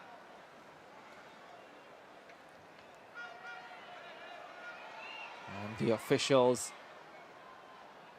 converge, and this time it will be a green card. Starters job harder in curve races, where the stagger makes monitoring the readiness for the next command for all the runners a bit harder. They've got to make sure that at every command, all runners are still before issuing the next instruction. And with that, sometimes the hold is just a little bit longer. Athletes can't see each other. They don't know what's going on. And so that's where you see the twitching and they stand up. And the hold did seem a little long just now. Athletes weren't still. If you're a starter's assistant, that's the reply. Final of the under-20 boys 400 meters. From the inside, Denuna, Trinidad and Tobago, Gray of Bahamas, Dennis, Jamaica, Noble, Guyana, Kennedy, Jamaica, LaCroix, Guadeloupe, Glasgow, St. Vincent and the Grenadines, Williams of Grenada. Clean break this time after a little twitch, but they're away. Final of the under-20 boys 400 meters. Jasona Dennis of Jamaica in lane 3 goes out well. Flying in lane number 7 is Amal Glasgow of St. Vincent and the Grenadines. The 2022 bronze medalist is going fast again from the outside like he was a year ago. Glasgow going fast. Dennis and Kennedy, the two Jamaicans stepping forward. It's Dennis who will transition down the stretch with the lead. Jasona Dennis, like it was at the Jamaican CARIFTA trials, leads Delana Kennedy, the defending champion. Kennedy fights down the stretch. Dennis is holding on. Kennedy is fighting. Jasona Dennis creates the upset. 46.40. The Jamaicans get 1-2. But the 2022 winner has been beaten. What a race. A smooth run in the heats by Dennis. Seemed effortless, applying his energy across all 4 parts of the 400 meters. Does it again here. Maybe Kennedy stuck like Velcro to his blocks, lost a couple of vital yards, but give it to Dennis. 46.40 to win the CARIFTA title, and Jamaica goes 1-2. Jamaica goes 1-2, but there is no doubt that Delana Kennedy is super disappointed. Yeah, it was a great race by Kennedy, but he was always playing catch up. He was fighting, he was charging, but Dennis, he was just very smooth, very much in command, and he was just in position for gold. I think Glasgow got the bronze medal again, yes. 47.18. Amal Glasgow, back-to-back bronze medals for him in the under-20 400 meters. And St. Vincent and the Grenadines on the medal table here at CARIFTA 2023. Consistent Amal Glasgow is. Runs some fine lead-off legs for his school in Jamaican high school track and field. And here, back-to-back bronzes. Here's the last 100 meters. On the inside, Dennis, smooth and compact. You can see the struggle and the fight for the defending champion. Scrubbing speed maybe. Runs out of real estate. Dennis takes it, 46.40. Here's confirmation. Jasona Dennis 46.43, Delana Kennedy 46.50, Amal Glasgow, St. Vincent and the Grenadines taking the bronze medal at 47.18. Alan Lacroix of Guadeloupe just outside the medals in fourth at 47.37. Very, very close race with Kennedy playing catch up. Yeah, let's head downstairs.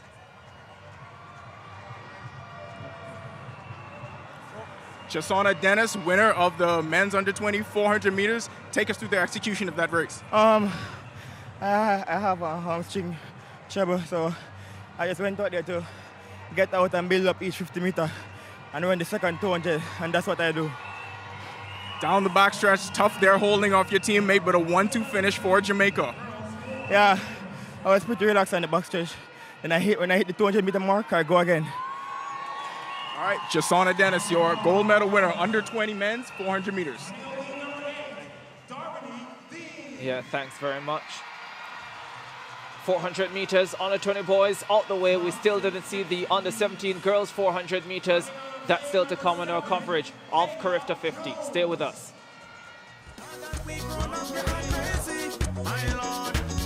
This is the super versatile Ring Stick-Up Cam. It goes indoors, outdoors, outdoors in the rain. It's got two-way talk. Hey, Eddie. Works with Alexa. Comes in tons of power options and works with Ring Alarm to start recording automatically if something's going on. Seriously? Seriously. So start protecting your home with the easy installing indoor-outdoor Stick-Up Cam by Ring.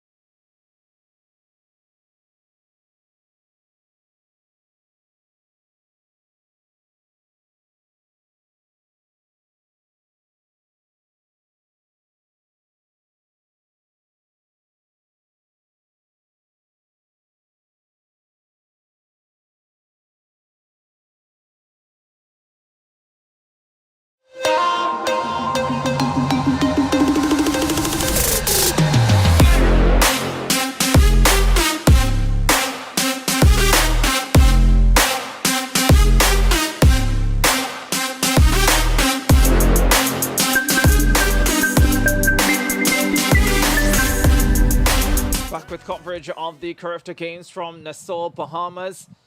And we have news for you. The under 17 girls 400 meters finals coming up. That's because we have two sections, not just one race. It will be contested as a timed final. Now, remember, I told you that earlier a couple of Guyanese athletes had gotten here late. They were allowed to compete by themselves to try and make time to get into the final. Apparently they did make the time, and I suspect there might have been a protest on the part of the teams who had originally gotten in, and subsequent to that they have decided to run the event as a timed final. Unusual. Never seen that at CARIFTA before. Been a number of times. But the organizers trying to accommodate, I'm told, the word told to me, in the spirit of CARIFTA, participation by all of the countries, despite difficulties, might be outside the scope of the organizers to control. No one can control your air travel and your plans and disturbances to those plans outside of your control. So here we are with timed sections for the girls under 17 400 final.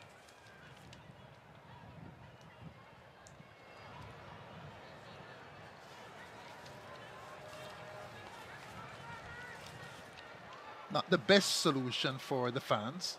You want to see head-to-head racing, but in the circumstances, the organizers feel that this is a solution that's fair to everybody.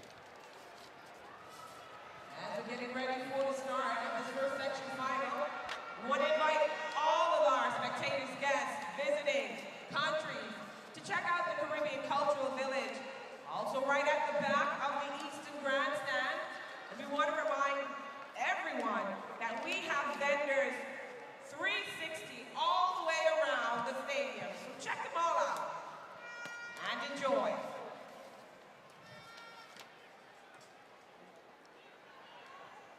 We'll try and take you through this one as best as we can.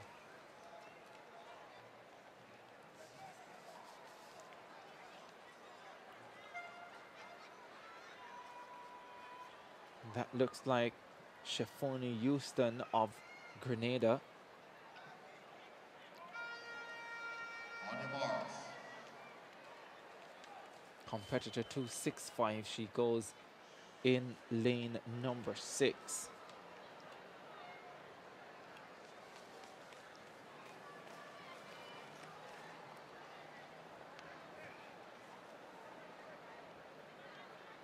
Set. Off they go. Section 1 of 2 on the 17 girls 400 meter finals.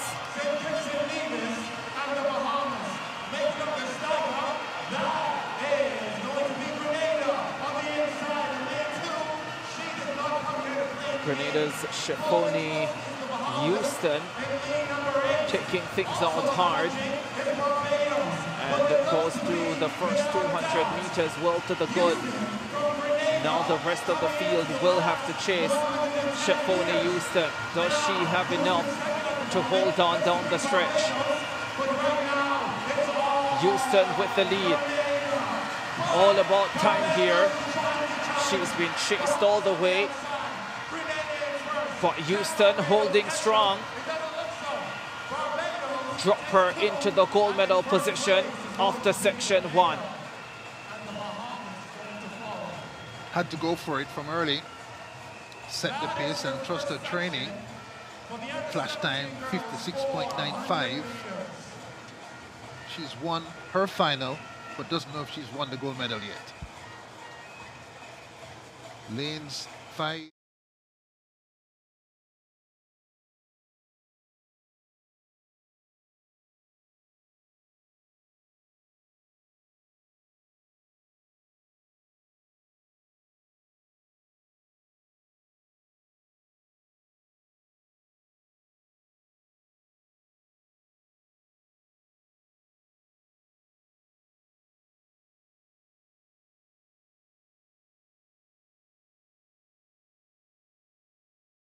Meters and even over 200 meters.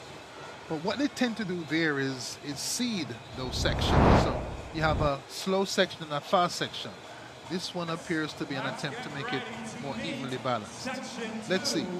Yeah, let's see how that plays out. Shefoni Houston wins the first of 2 sections. 400 meter finals for under 17 girls. Again, not my preferred solution, but circumstances alter cases. You want to see head-to-head races, and if you're right, Ricardo, and the second section is the fast section, maybe we'll get it. I just love how Hubert Lawrence is always so diplomatic. And the third lead from Jamaica, Roseline. 57.05 for Houston of Grenada. I wonder when Hubert Lawrence is going to start his political career. Not for a while yet. Track and field, too much fun. I like this track meets. Maybe you could run for track and field president. We have the jumpers here. Might miss too many track meets. Not my cup of tea. It's much more fun to be where I am, doing what I do, for me anyway. Girls coming out for section 2 on the 17 400 final. There's the lineup. Gallimore and Daly, both of Jamaica, Thomas of St. Kitts and Nevis, Dickinson of Bermuda, Tiana Springer of Guyana. Daly comes in 53.61 this season, having an outstanding season at 400 meters, and in this second section, she's got the speed.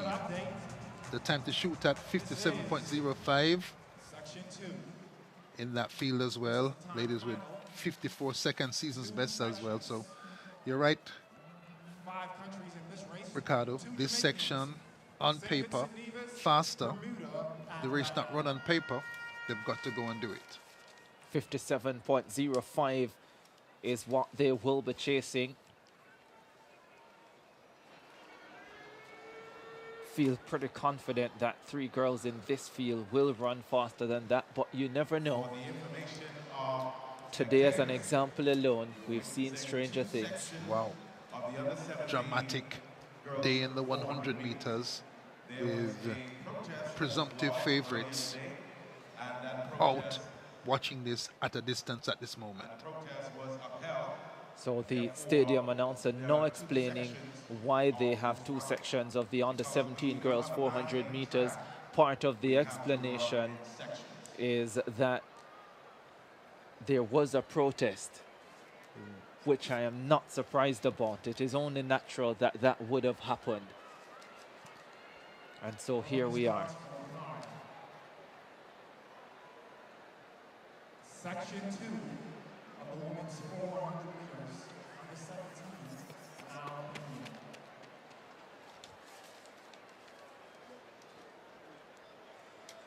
So they ended up with 9 competitors. But of course, they only have, this track can only accommodate 9 competitors in a straight. Not all the way around. See, a lot of the, I want to use the term modern loosely, tracks with 9 lanes all the way around. There's the Kittian Deschaney Thomas. 1 medal already today for St. Kitts and Nevis. They would love to have a second here. On your marks.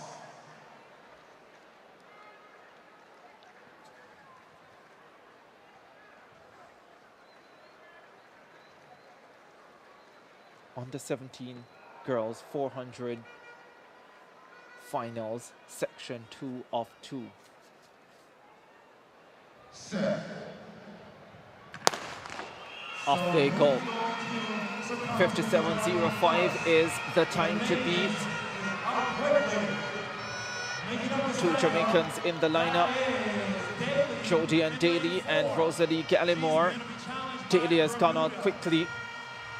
The Kittian, Deschaney Thomas, also moving well to the first 200 meters. She looked really good in qualifying, Deschaney Thomas, and she's looking strong again in this final. Bermuda's Dickinson also trying to get into the picture. Down the stretch they come.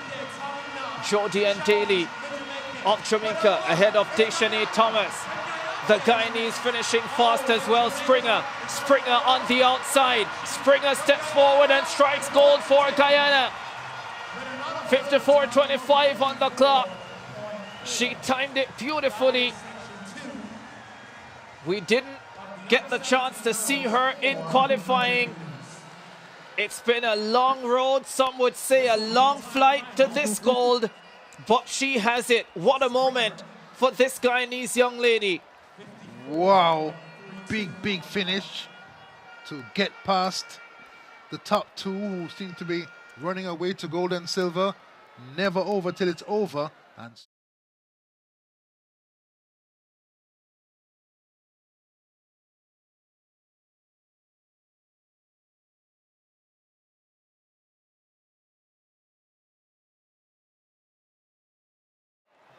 caused the 2-heat final.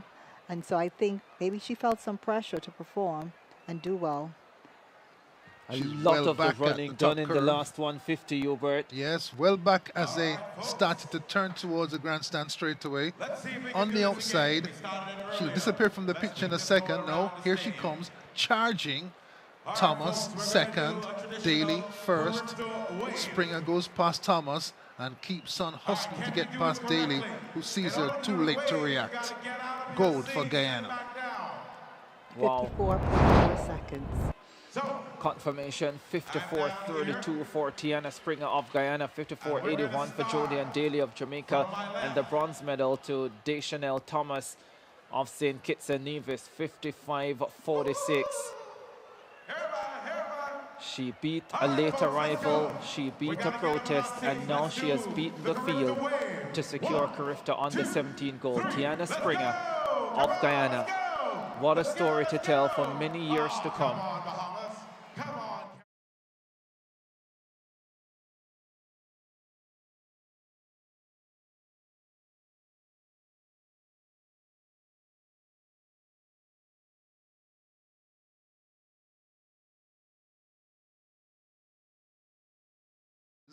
And Springer right up there with the best of them.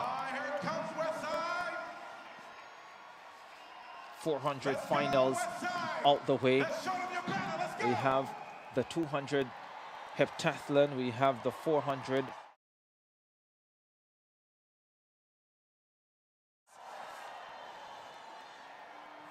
Scintillating stuff expected in those 100 finals.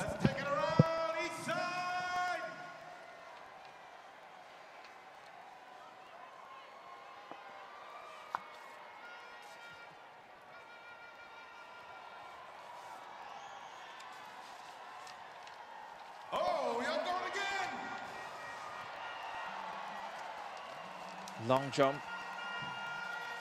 Under 17 boys in the closing stages. Would love to get an update on what's happening in that event as far as the leaders are concerned, those in the medal positions. All right. Beautiful. We hope you're enjoying yourself on this cool Nassau evening.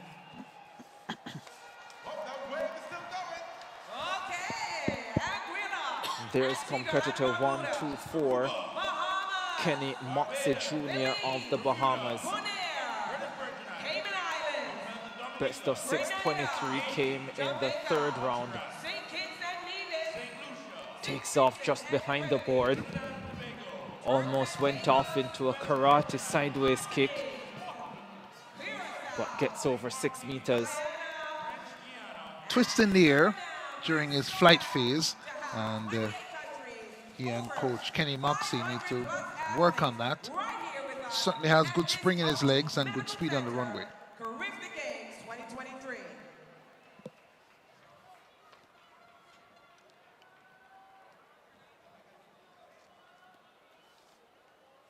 623 before that last effort. I don't think that bettered his previous mark.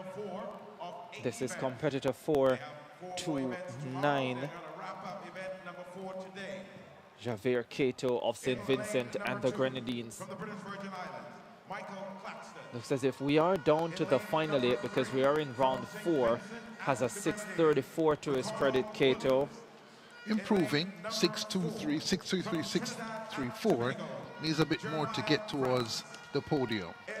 Octathlon 400 also getting ready to start as he pulls out of that jump. Very disappointed.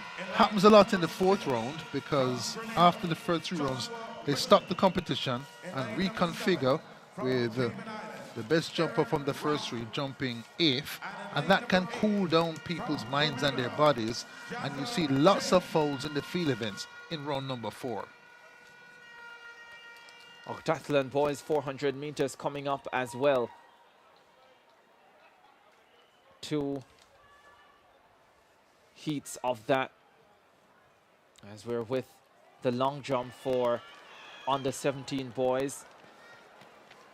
This is a final. Competitor 58, Aaron Masaya, Barbados. 635 is best in round 2.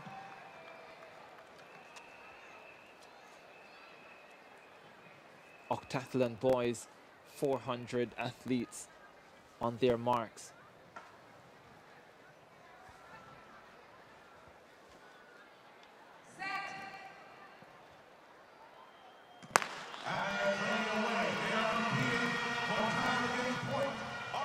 So sent on their way for the first of 2 sections in the Octathlon boys 400 meters.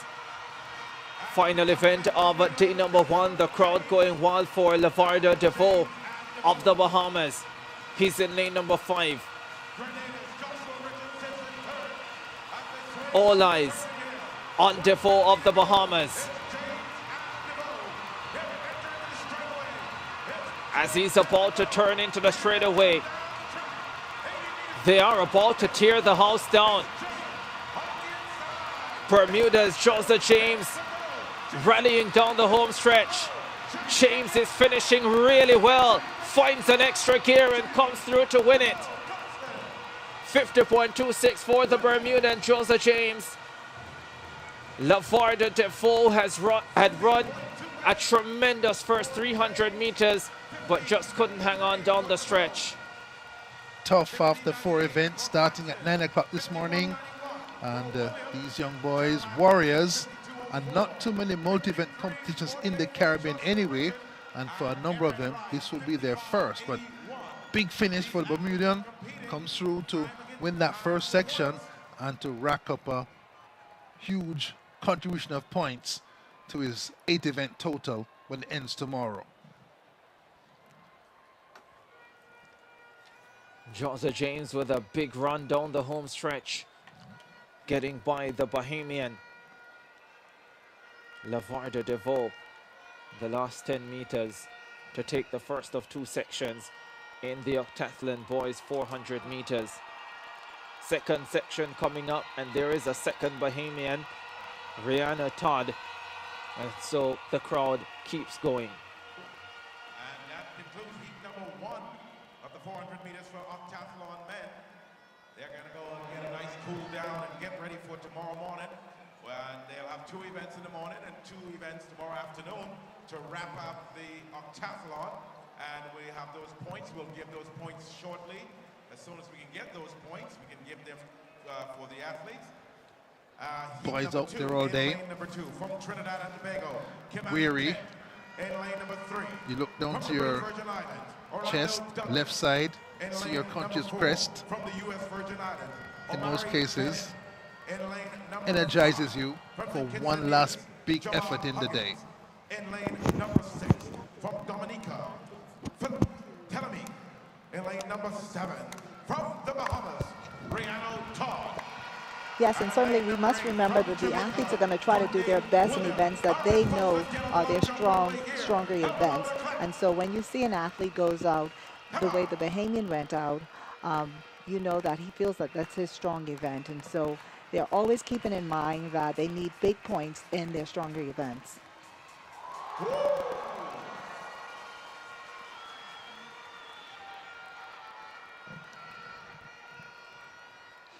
The far distance, the discus in progress as well. And that scream from the crowd for a big effort in the circle, top part of your screen. Second section of the octathlon boys 400 meters. Kimani Kent of Trinidad and Tobago in 2. Orlando Douglas, British Virgin Islands in 3. Omari Bennett, US Virgin Islands in 4. German Huggins, St. Kitts and Nevis in 5. Telemac of Dominica 6. Todd of Bahamas in 7. And Williams of Jamaica in lane number 8.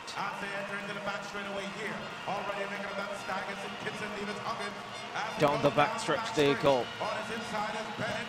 Omari Bennett, US Virgin Islands, went out well, but Kimani Kent of Trinidad and Tobago steps up through 200 meters. The Jamaican, Courtney Williams in lane 8, running on the far outside all by himself in his own little world, tracking off the top bend as Huggins, a double bronze medalist at the under-17 level last year at 110 and 400 hurdles, pours it on down the stretch. The Kititian in fine fettle. All closes in style, goes sub 50. Big points on offer as Courtney Williams comes into second position. Huggins delivers a quality performance. Yes, marches away from the finish looking as if he's confirmed the way he feels determined to put numbers on the board. And this is 49.60 on the flash clock. Young Kititian can march away from this first day of the octathlon well pleased with the effort at 400 meters. Number 1 for the octathlon men. 4 events. We'll see these gentlemen tomorrow in another 4 events. Tough opening day comes to an end for the athletes in the boys of Tathlon.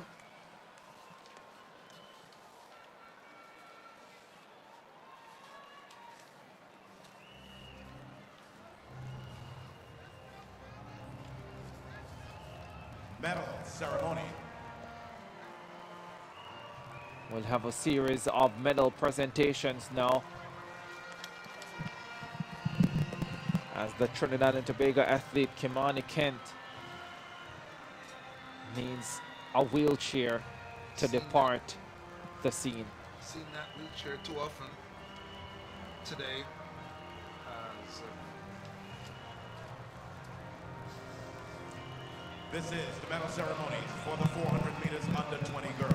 we've seen that wheelchair too often today, as whisk away the hopes of gold, silver, and bronze for 6 or 7 youngsters, and their bodies just couldn't take the rigors of today's activity. And hopefully, all of those taken away that way will soon be back to 100%.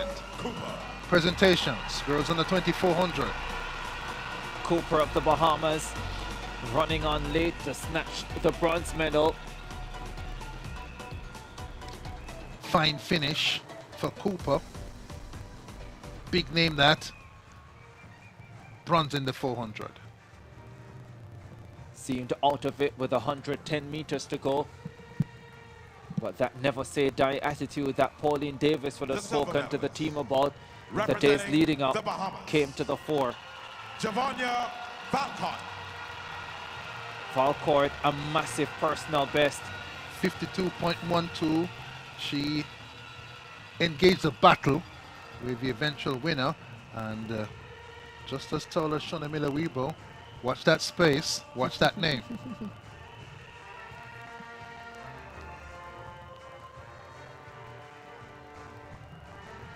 Silver and bronze for the Bahamians. The gold medalist and 2023 CARIFTA Games champion from Jamaica, Ricky Ann Russell. Ricky Ann Russell for the 3rd time this season under 52 seconds, and she needed to produce that type of performance because Valcourt of Bahamas pressed her all the way. Hot on her heels, nevertheless managed to preserve an undefeated season at 400 meters. 51.26, her lifetime best, done a week and a half ago. Goes sub 52 again, which she has done in all her majors. And steps up with the gold medal.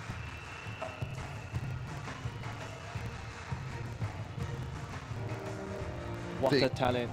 They could meet again at the Pan Am Juniors in Puerto Rico in August. All three have areas to improve on and more gold to target.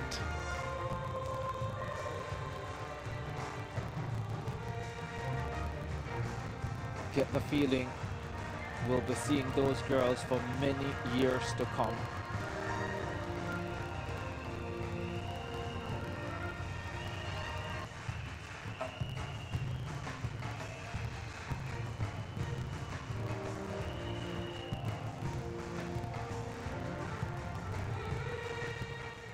Special occasion CARIFTA 50, and you'll notice as well that the presentation's been done slightly different from in the past. In the past, they would essentially just line up all the 400 medalists and almost run them into a group.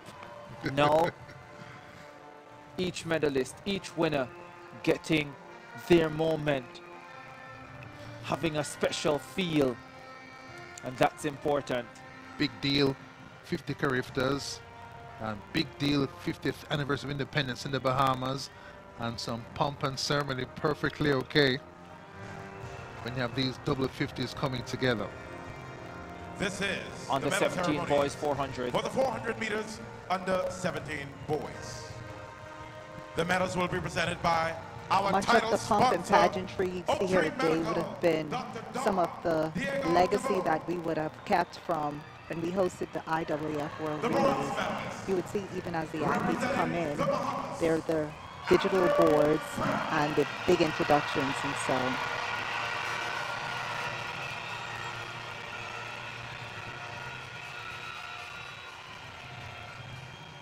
Andrew Brown of the Bahamas taking the bronze medal.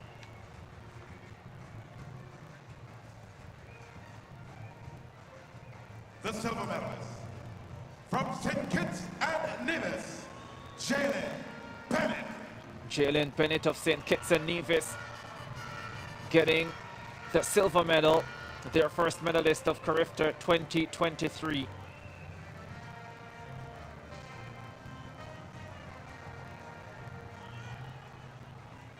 The gold medalist at 2023, CARIFTA Under-17 Boys Champion from Jamaica, Nicoy Bramwell. Nicoy Bramwell said he wanted to silence the Bahamian crowd, produced a fabulous performance to win the 400 for Under-17 boys. A strong performance, his best executed 400 of all season, breaks 48 seconds for the first time, and earmarks himself as one with potential for the one-lap event in the future. Potential for 100, 200, and 400. It will be a difficult decision to make. My peak will be 200, has run 10.88 this season, has endurance and speed to burn.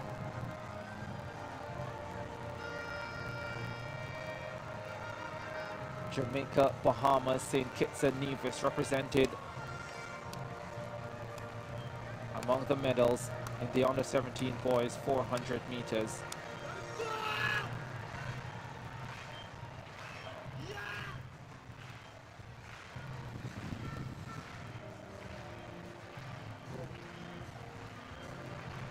Heptathlon girls 200 meters, long jump final for Under-17 boys. Also in progress, Imani Matthew of Trinidad and Tobago.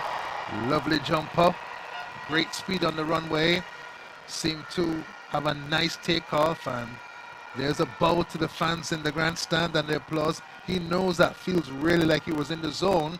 Nice takeoff, nice flight, nice landing, and Matthews putting on a show in the boys Under-17 long jump. Medal ceremony.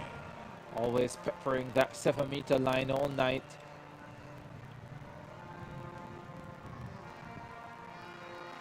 Flag still fluttering in the faces of the jumpers.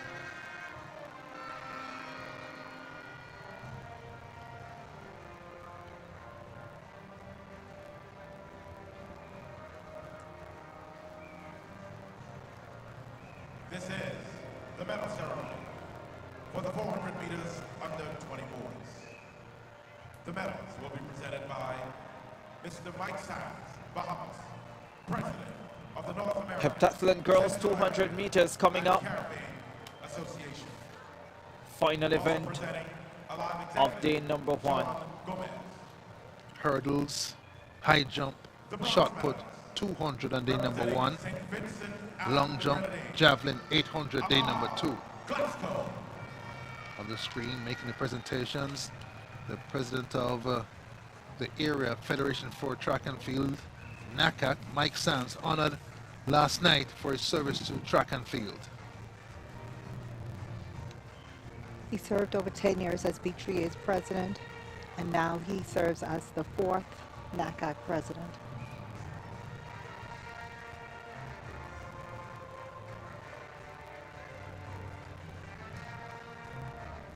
The silver medalist, representing Jamaica, Delano Kennedy. Jamaica here in the pits have a world champion Tajay Gale, young boys all inspired by him. Silver in the boys event here.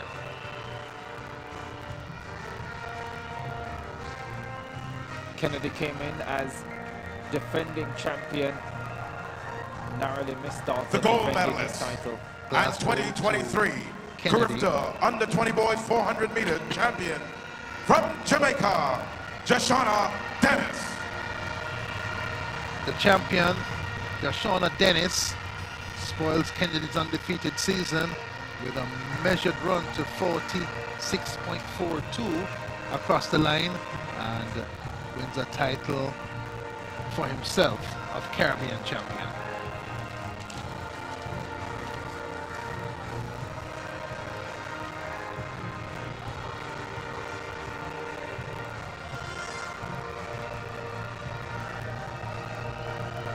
Mike Santa, former 400-meter man, he'll understand personally how hard these young boys have trained to stand on top of the podium today.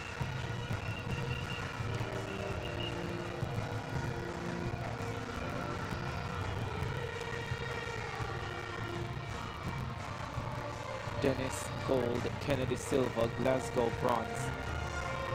Last year's gold medalist, the silver medalist. Last year's bronze medalist remains. And Jasona Dennis gets into the picture as the gold medalist. Heptathlon girls 200 meters. This is the first of 2 heats. Connell of St. Vincent and the Grenadines, Sanogo, Martinique, Claxton, St. Kitts and Nevis, Sands, Bahamas, Vincent, Trinidad and Tobago, Penn, British Virgin Islands, and Gadari of Grenada. Off they go. Heptathlon girls 200 meters. As they swing off the top bend, Ashley Penn of the British Virgin Islands running well. Claxton of St. Kitts and Nevis with a slight advantage. Claxton looking strong and holding on.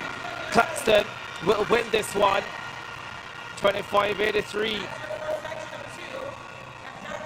for Jazara Claxton of St. Kitts and Nevis.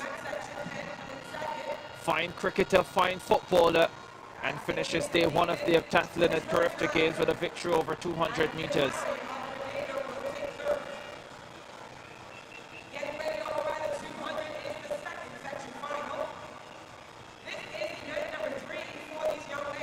Just what the doctor ordered for her.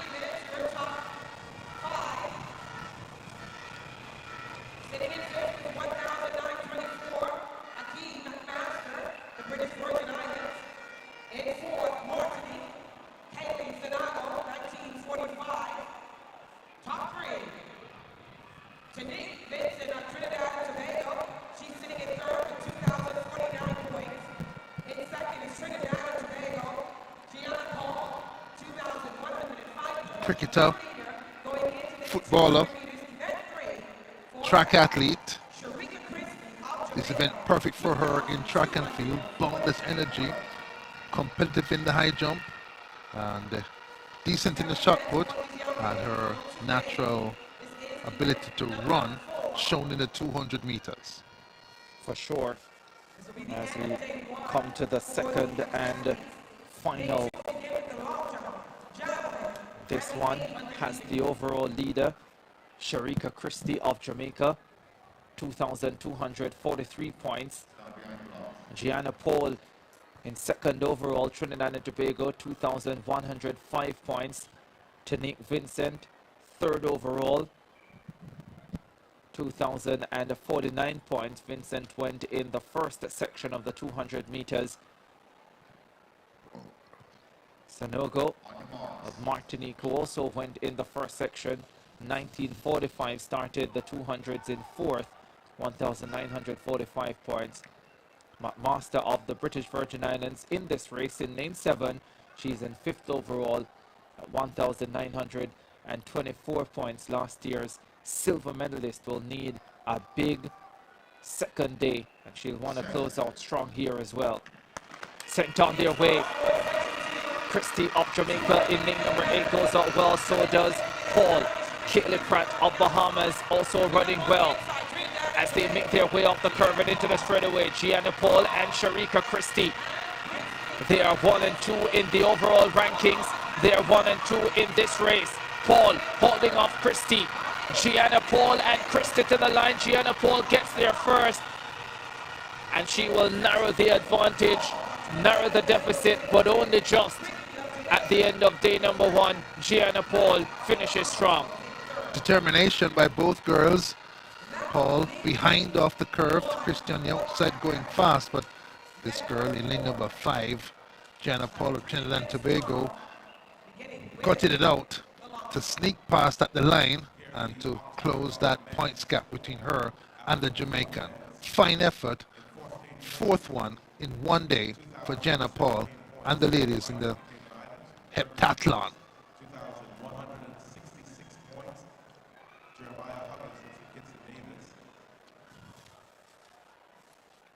We await the results for this one.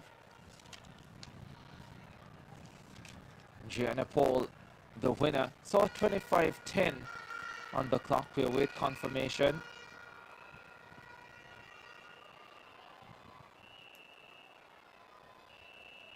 The 100 finals to come.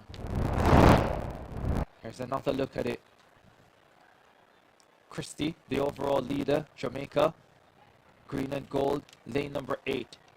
The Trinidad and Tobago athlete, red and black, Gianna Paul, in 2nd overall. They transition down the stretch pretty much together, and then a tremendous battle ensues down the stretch. Paul, a more efficient sprinter. Christy swinging her head from side to side, and Paul's more efficient style helped her to advance and to catch up and to take the lead and to finish the day on top in the 200. Certainly, and I know it's a good feeling because she wants to keep the distance between the point difference between her and the other athlete as close as possible as they head into day 2.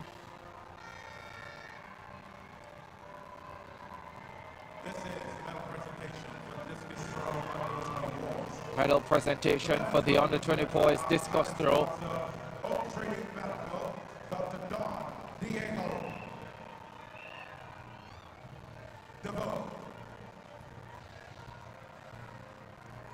The bronze medalist from the Turks and Caicos Islands, The bronze medalist came in as the number 3 in the field. Picks up the bronze medal, Antoine Walkin of the Turks and Caicos Islands.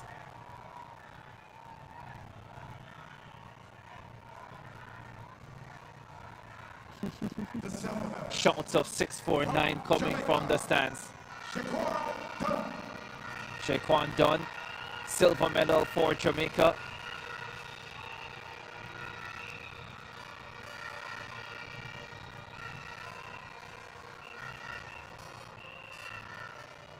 and now the gold medalist and 2023 CARIFTA Games champion under 20 boys discus throw from Jamaica, Delana Kennedy couldn't do it. DeAndre Daly couldn't do it. But Kobe Lawrence successfully defends his CARIFTA under 20 discus title. And the podium reflects expectations with the top 3 throwers coming out 1, 2, 3. And Lawrence, of course, the defending champion, repeats. Let's head downstairs to Ronaldo Dorset, who has an update for us.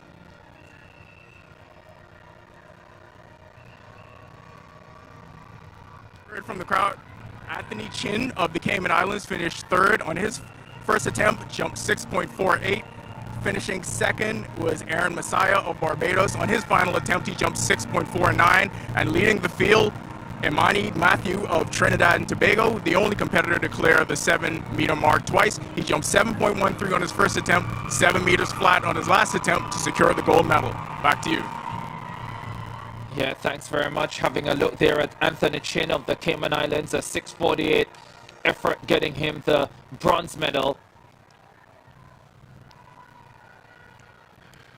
The medals really being shared here on the opening day of CARIFTA 50. Fabulous day for Barbados, capped off by Messiah. 6.49, a final round effort, snatching silver by 1 centimeter. It always feels sweet when you get the best jump in the last round and when it counts for something big. This man was never threatened tonight. Imani Matthew of Trinidad and Tobago came in with a personal best of 7.05 from last year, a season's best of 7.04. And He performed to expectations. Wendell Williams, the long jump coach for the Trinidad and Tobago team, said to me a few days ago that this was among their strongest areas, and that we are seeing through Imani Matthew, who wins the under-17 long jump. Presentation for the under-20 triple jump for girls.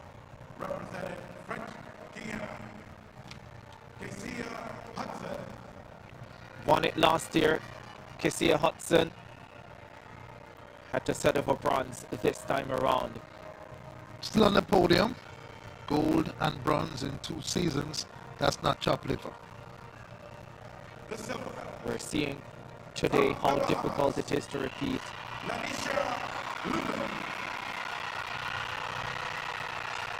Rubin of the Bahamas. Another event that has gone to the form guide this season, the triple jump for under 20 girls. Frank Rutherford, Lee Van Sands will be especially proud. Big event for the Bahamas in history of track and field. Jaden Dawkins, like Imani Matthew and the boys on the 17, out of sight in the girls triple jump final. Having a fine season and carries her form here to Nassau and picks up the gold medal as expected. Hard to do, we can see that, but as expected.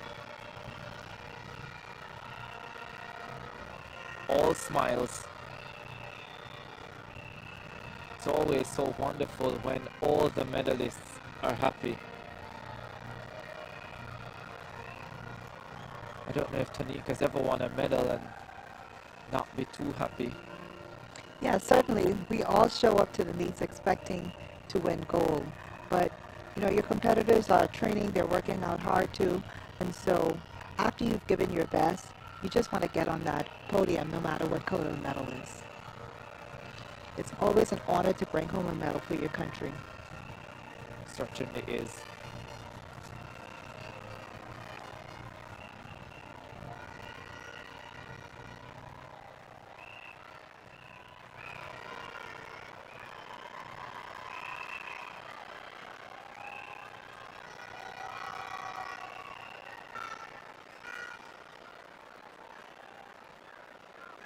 That much closer to the finals of the 100 meters.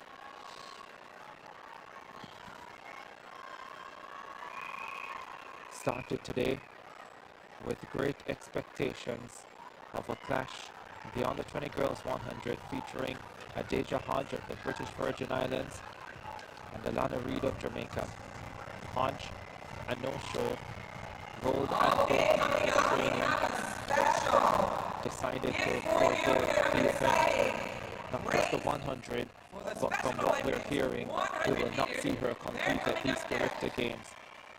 As we introduce them to you, coming up first. Before the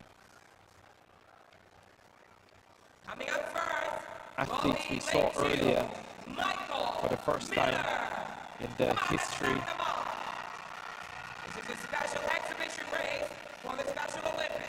For the first time in the history of the CARIFTA Games, Special Olympic athletes taking part. They'll contest the 100 meters exhibition event. Lane 4. Justin Miller.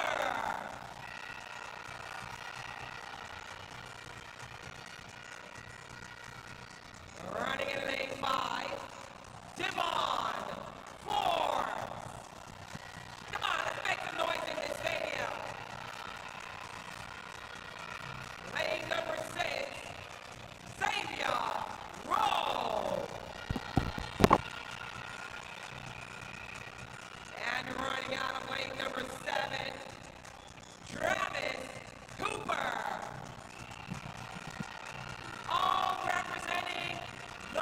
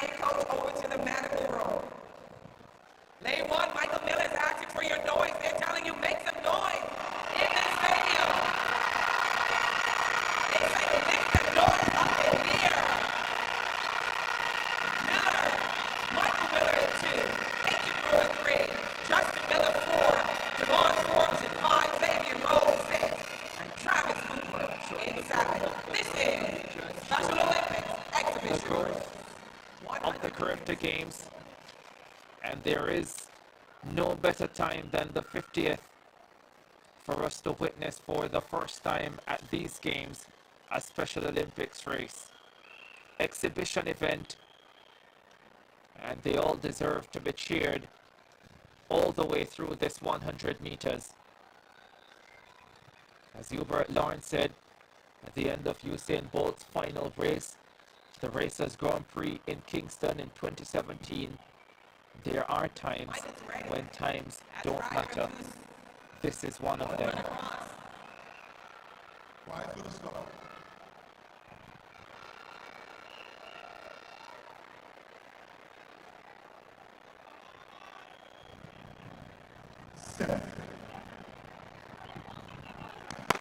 This is history. Special Olympics 100 meters at the CARIFTA Games. They're all winners. A moment never to forget. You witnessed it.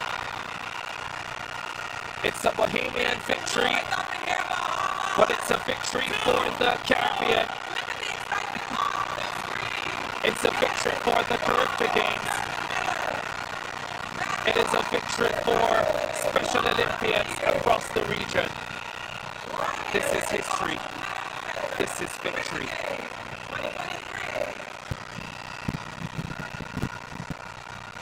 An awesome moment in time in the Bahamas. 50 up for CARIFTA, and the Games becomes a signpost for all Bahamians, all Caribbean people, no matter what their physical disposition is. And these young men growing in the moment, they present it to the world through the CARIFTA Games, and encouragement for everybody, no matter what your circumstances are.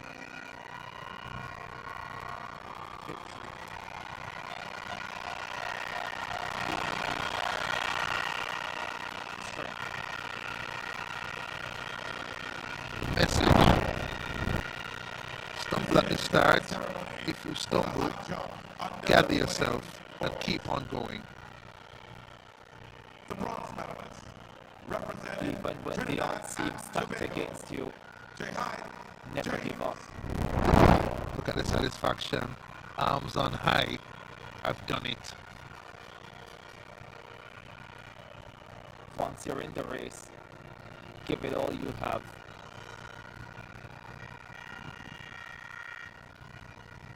What a moment. The athletes are certainly happy to be a part of this event and to participate for the Bahamians and all our visitors.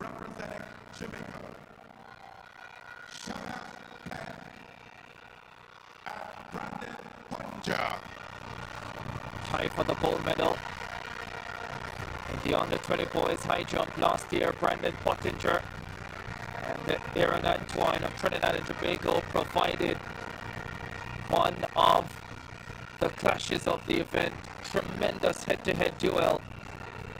And the Pottinger back again this year as world under-20 champion, and has to share the gold medal with last year's under-17 champion Chavez Penn. Held a spellbound in Kingston. Here, joint gold medalist, world junior champion. With Kali last year, his father a sprinter as well, so the genes have traveled well through the generations. And Brandon Pottinger, Chavez Penn, of course, a winner last year in the under-17s, comes here and makes his debut in the under-20s with gold. The Olympic gold in the men's high jump shared in Tokyo.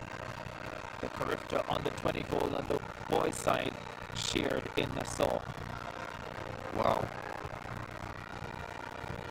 Boys walk back having a chat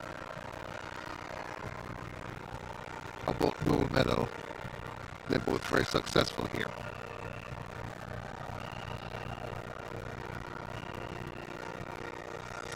Lights glowing in the night in Nassau.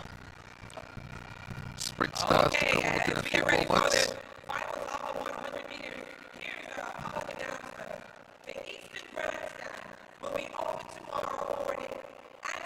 Sessions. On behalf of the Minister of Youth, Sports and Culture, the Honorable Mary your bow leg, we are inviting everyone, morning and evening, to join. Call a friend, call a family member, call anyone. Fill the Eastern Grandstand. Please enter from the Eastern Grandstand entrance tomorrow. The Western Grandstand is sold out. So we thank all of you. The Eastern Grandstand tomorrow is free starting tomorrow.